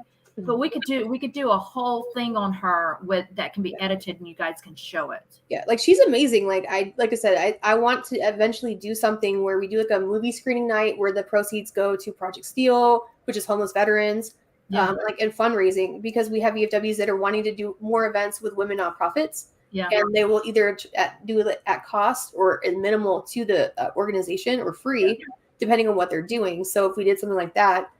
We could, you know, you can also do a silent auction where you have people donate stuff, and then you do the silent auction, and then like the next day, because that's what we're doing with a veteran who's holding a concert here. We're doing this. He's doing the silent auction, and then the next day live, he's going to say who won what. Yep. I actually did that live, but the girl that won the Green Bay Packer football's name actually was Legally Crazy. Legally, that was her name. And so I'm like, I'm trying to behave. I'm trying to do Miss Veteran America, guys. Man, didn't happen. Yeah. But like we have all tattoo packages that did really well too. Like we did like a whole like raffle event. We raised like $2,000 at like a bar. So it wasn't really like a big event. Like Carrie Beavers, when I worked for her last year, we did a physical shoot, and she actually had asked, like we had made a bet. I was just like, basically, I'm gonna make this a high selling auction item. You're not gonna sell my weed coffee. Like this is not gonna sell. And I was like, I bet you're going to be wrong. So I did an ammo box. It was a replica of one I did for Grunt Style. And it was like the whole ammo box, and it was full of her CBD coffee from the shoot, and a bottle of whiskey. That shit. Do you know how much it sold for? $500, $600? $500. It was the highest selling item. Wow. And they had paintings. They had alcohol. They had packages. Right. But it was just. I'm waiting for her. I tried. One of the breweries here did coffee beer. It was not. It was brewed. Yeah. The beer had coffee. I was like, you got to do Jägermeister and coffee. That works. Like hot chocolate and Jägermeister, that goes the other. Like now, what I'll tell you is really good is that Screwball peanut butter whiskey. Oh yes. Do it with a half of it and a half of White Russian Kahlua. Yep. And it's an alcoholic cafe latte. I'm like, all I need now is some weed beignets, and I'm good. Yes. Do they sell those there? So what's real ask? Are you going to be filming in Canada anytime in the future? No, but I would love to. It's one of those. I've got to get my passport again. But if I can get anywhere, if somebody will help me get there, that's the thing. If there's a project, I'll do it. I'll go. I'll figure a way out. If somebody even can get me halfway or something, I'll do it. Again, my cameraman's going to have to show me how to use the damn camera because I hate it. But I will. I don't have a problem. problem with going up and doing stuff. He may not like the way I film. Okay. Of course, when you're stumbling, when you're drunk and falling over with the camera, that's never a good thing. Well, shit. I got you some drip drop. I got you. I can do So, like I told him, I said, well, just hook a GoPro to me. And he's like, no. It's like I kind of want to now. It's like he told me to get these. Part of the thing when I do the documentaries, if I'm out with homeless veterans, I want to wear a GoPro, but I also have a pair of sunglasses that have video and audio in them. Nice. Because I want to get the community, get the video. And of course, I'm going to blur out the people, but I want to see the community's reaction. I want to see other veterans' reactions to them. And then my crew will be about a half a block away. Well, plus people don't know you're filming like that. So like they're more natural and candid. That's what I want. And that's the thing with my crew half a block away. I want to get full where they see everything. Yep. But they're also there for security measures, because especially in New Orleans, it's dangerous all the time now. But I know that, and the veteran knows I'm there. That's the only one who knows, unless we go to a psychiatrist or anything like that. But I want to be, my whole thing is to be boots on the ground in the trenches style video. Yep. And I'm working with a producer out in LA called Matt Odgens, who has done a lot and was at 5 years at Tulane and does documentaries. And, he's really great. And he was like, well, you can't do one on just homeless veterans in Louisiana. Do it as homeless female veterans. Well, I've spent 2 years trying to find homeless female veterans. I was a homeless female veteran. Well, I was active duty, actually. When I was in the Air Force, I was aerovac. I wasn't combat injured. No one would take me. The Fisher House wouldn't take me. Center for the Intrepid wouldn't take me. Nobody would take me. Like, even billeting, it was like so covered in mold, I couldn't stay. Like, I had to literally sleep on someone's couch in my wheelchair for 4 months while my ex-husband was out processing us from England. Like, I never thought that was going to be reality, but unfortunately it was. I mean, and I do know some as well that were homeless and now they're, they hold public office, and it makes them work that much harder because, they do have, multiple children. They do want to show that they're an example and they shouldn't be looked down on. And, we're doing a favor for you, be thankful you're getting assistance. Like some of us, like that breaks us to even ask for that assistance. Right. Yeah. And that's the other problem is, we've been trained not to ask for help. Yep. That's the big one. We don't. And I think that's why we're like, well, if you see I need help, help me. That was the hardest thing for me to do when I went to the VA. I didn't know I had suicidal tendencies the first time. I just stood in there crying saying, I feel like I'm drowning. And for an hour, they said, well, what do you want? The receptionist, I didn't even get to talk to a psychiatrist or a social worker. Before that, like she gets like the basic training. She didn't even, she was like, so, I was like, I'm drowning. I feel like I'm drowning. I can't tread water anymore. They didn't. And then they were like, we think you might be suicidal. I was like, well, to me, to be suicidal, you have to have a plan. I didn't know. I wasn't educated. Yeah. I didn't realize this was the last step. And if I'd have walked out instead of begging for help for an hour, I wouldn't be here today. Because I was at my wit's end. And now that I know that. So the second time when I went in for a month, they're like, no, you only need to come in for a week. I forced them to keep me for a month because they changed my bipolar medicine cold turkey. And that's dangerous. That makes you have suicidal ideations right there. And when you're doing mental health medication, what may work for one isn't going to work for the other. So why do you do this cold turkey?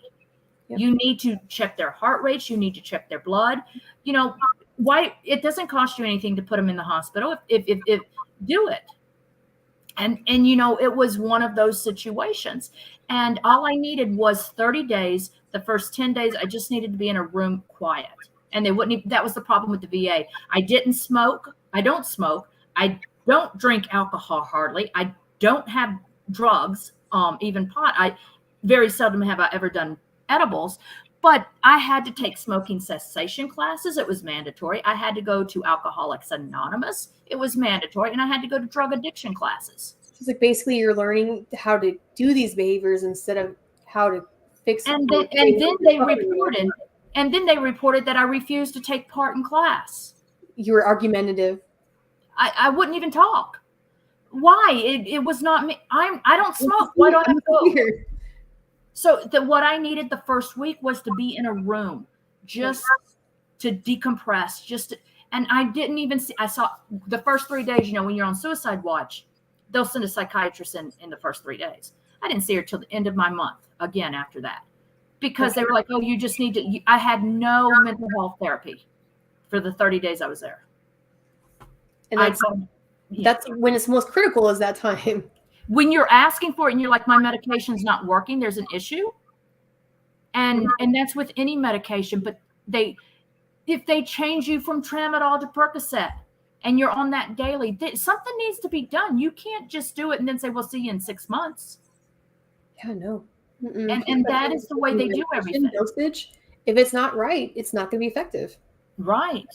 You know, when I changed, I had a psychiatrist. I went on my own. I was on Depakote, which was the worst. And she's like, I need to get you off of that. And I said, okay. And she says, I'm going to put you on Luvox. It worked. I saw her for 2 months. I was on it. She was a family friend. I went to the VA. I said, this works. They said, it's too expensive. We're not getting it for you.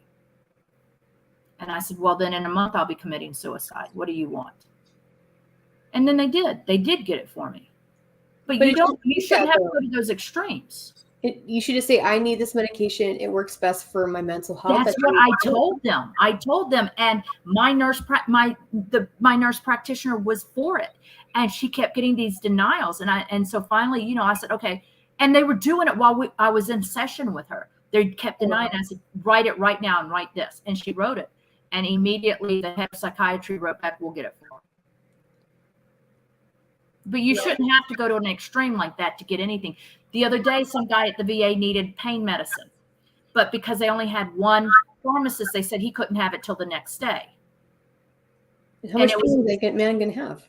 Well, and so he left saying, I'm in so much pain. I'll just go home and drink myself to death. You know, all the VA employees just looked at him as he left and went, psst. And I reported that so fast. And you should, because the fact that they let him leave, they're liable legally. Right. And the fact that, you know, and this was at 3:00 in the afternoon. They said he couldn't get it till 10:00 the next morning. And you know, that's at that point. That's painful. It is. And so, you know, it's those kind of issues. And I told the patient advocate about it, and he's a veteran, and he goes, what do you want me to do? Your job. Right. Your job is not to be an employee advocate. Your job is to be a patient advocate. You go. And I said, you do know, he says, I know you're going to call the White House. I already know that because I already know about you. And I was like, you're right. I will. And security's always there when I walk in because they follow me, because I'm not quiet when I speak. Yeah. I get told I have 2 volumes, too quiet and too loud. So yeah. On set, I was told, my manager was like, just say Wusa. And if it's really bad, just say fire. And I'm like, no, don't even need that. No. So I'm really quiet. And then if it gets bad, then, but I did better this time. I held my tongue because I wasn't the locations manager. Well, we definitely want you to come back on again. If anything, we can always pop up live, come out and check what you're doing if you're on set or anything like that, or if you're coming out to us. Either way, we're going to be collaborating definitely. Yeah. I'm going to send you. I have your email, right? Yes. Yeah. So I'm going to send you by WeTransfer the short film we did called Home. Since it's in festivals, it can't be released out to social. But I want you to see it. It took us 5 hours to shoot it, which is for a 9-minute film. You know, you're looking at minimum 8-9 hours, and we shot it in 5 because the team is that good together. And the little girl in it, it was her second time ever acting. The first time was in a Hallmark. Oh, it's adorable. And she messed up one time, but she has acting classes. And I'm like, can you mess up at all? She's like, can't help it that I'm so good. And her mom's like, it's a little diva. And I'm like, and you know, so when she did mess up one time, she goes, you happy now? I was like, I'm just right. So, you know, but it was great. It was, and we enjoyed it. And we, you know, we try to do things and do things together. The crew is even our cast, they're part of the family. You know, we do things. And so this one was it's a little special for veterans. God, I hope I never meet somebody in this situation, but yes, I got to play Karen. So that's always, so you always make someone else be Karen. That's funny that you were selfless about it. It's like, yes, Karen. Yeah. So there's the film we're wanting to do, the 5 million. There's this chubby, old, drugged out prostitute. And I'm like, oh, in a gay bar of all things. And I'm like, can I? And it's in the 80s. So, Aquanet. And I'm like, yes. You're like, I could do Peggy Bundy. Yes. That's what I was thinking. I was like, this is great. Pull the cigarette out, come hanging out your mouth as you're like cooking something. Right. I had to. So for my best friend, I did a film with her, and I had to play this woman that. So there's this guy in this small town named Jody, who was a Jody, and so I was his horse trainer, and so they actually had me in a push-up bra with a shirt on, and I had my jean shorts rolled up underneath, and I got to ride. And it was supposed to be 10 seconds of me going, woohoo, on him. And they were laughing so hard that it was literally 2 minutes that they were doing that. And it was just, we had started on the bed, and by the end, his arms were hanging off the back end of the bed.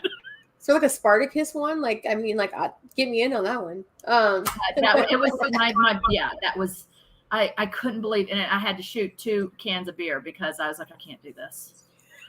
And then my hips locked up when I was on top of him. So I was like, is that what it looks like? I was like, she likes it, don't let her fool you.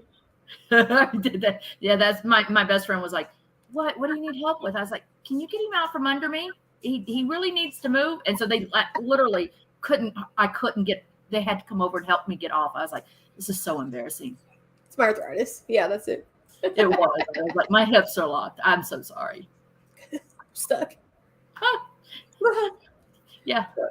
What was I going to say? And I can't get up.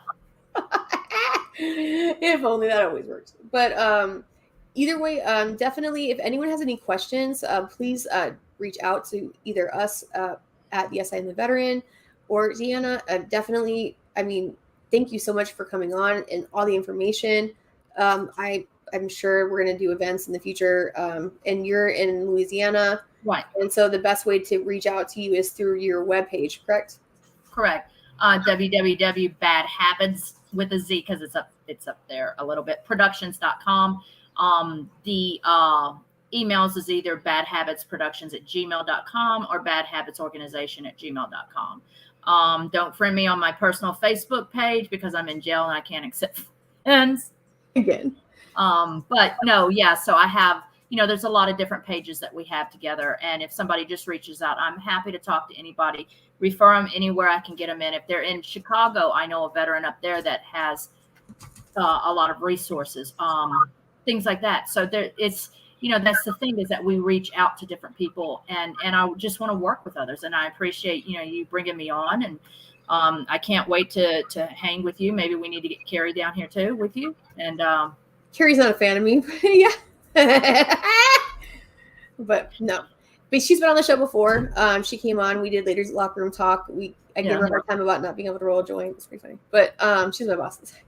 But everybody has, and that's the one thing.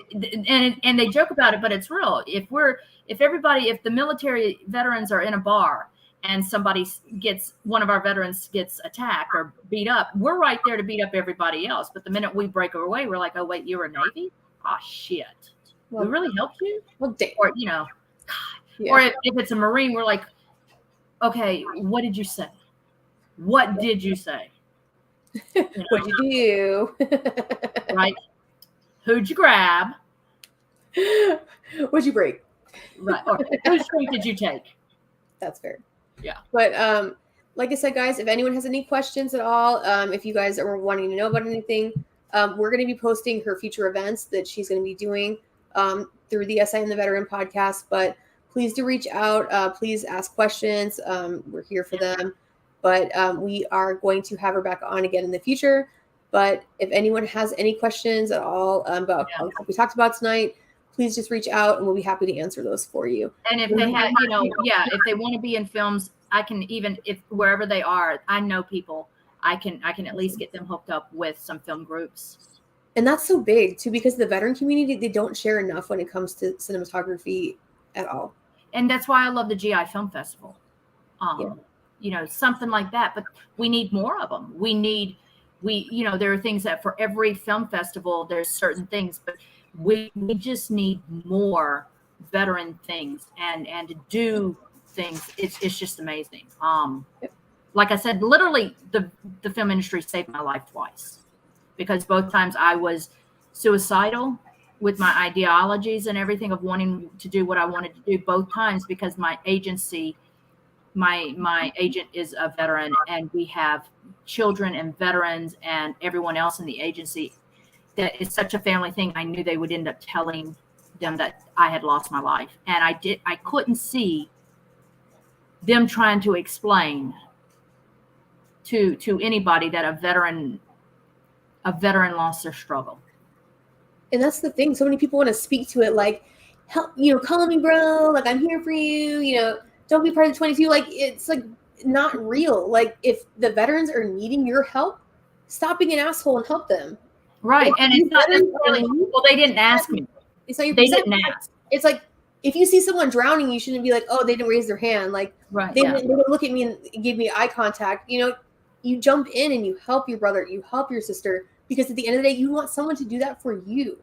Right. And a lot of times it's just like, I go to a women's luncheon, veterans luncheon every month, and that's the time that we get together. But at any time, if one of them, like when I didn't show up one time, they called, where are you? You're here every month. What happened? And it was because I forgot. I had one of those senior moments, and I was getting ready to go on set. Yeah, no, I get it. Trust me. Like, that's my life. I'm always forgetting appointments or like things that I didn't write down and I forgot because I have no memory. Or I had appointments in my calendar, and I'm like, wait, I got an appointment? And then I don't. So, yeah. But yeah, it's like the opposite for me.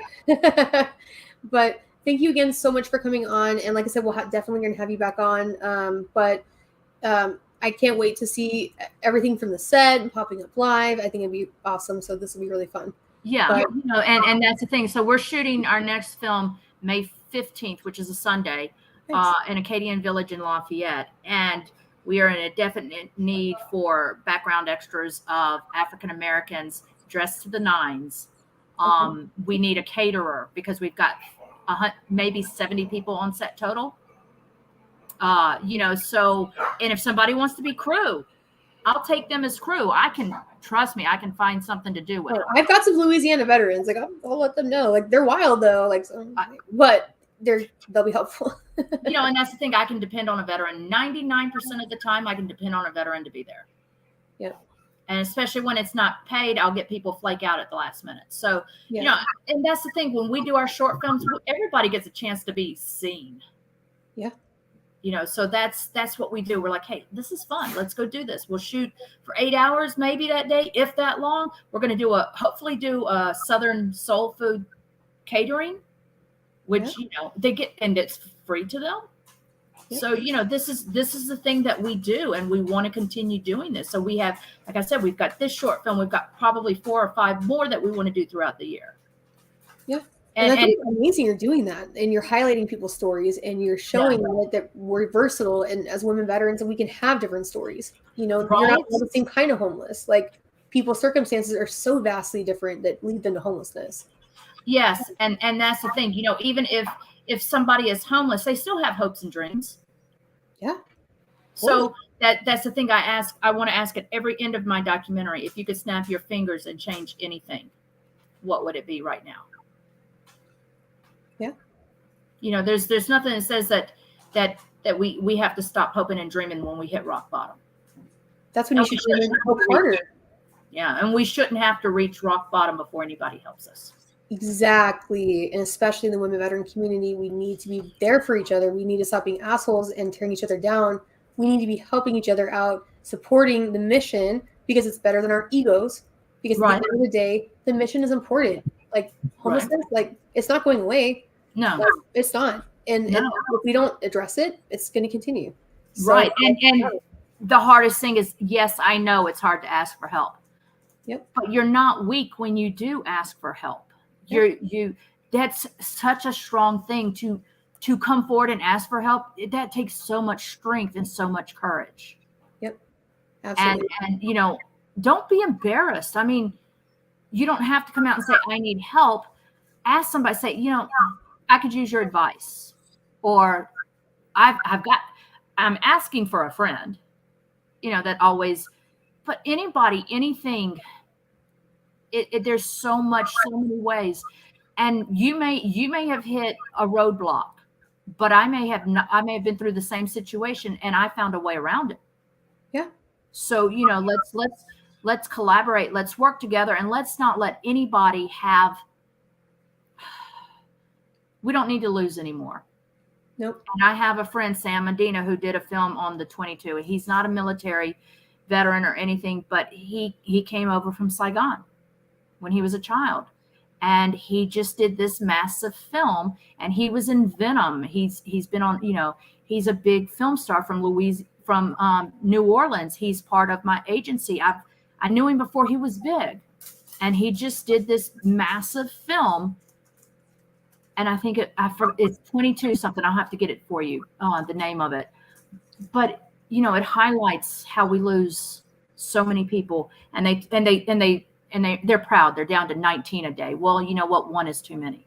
It's like 50 a day, actually. It's not even close, because of the fact that they're not counting opioid deaths. No, they're not counting a lot of other contributing factors. Veteran homelessness is more like 60 to 80% of that 22 a day, if we're going to really compare the statistics. So if we can correct them one thing, it would have a huge impact on the other. Yeah. And everyone talks about, oh, we got rid of the homeless situation in our city because of COVID. No, you didn't. You just rerouted it. Yeah, you just like put a patch on a arterial bleed. Like you still got to fix that. Yeah. So, you know, it's this thing. And so there needs to be a major overhaul. Yep. I agree. And the only way I'm seeing us to get it done is to put it out and put pressure on people. And unfortunately, if I have to Michael Moore it and yeah, honestly, I have no problem.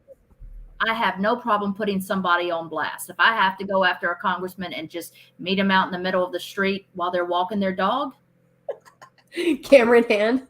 Excuse me, sir. Excuse me. Right. You're right. So, you know, I have no problem doing that. And you know, I'll do it. Yep. What's the worst that's going to happen? They're going to shut up, not talk to me, call the cops. They'll call you the C word and start yelling at you, being jerks, most likely. But right, yeah, you know, and that's fine. Go ahead, call me the C word, because I won't edit it out of the film. Right, that you could be a jerk on film. Right. So yeah. Oh wait, you go to church with that mouth? You know, that's with that mouth. Right. Yeah. I'm like, you kiss your wife with that mouth?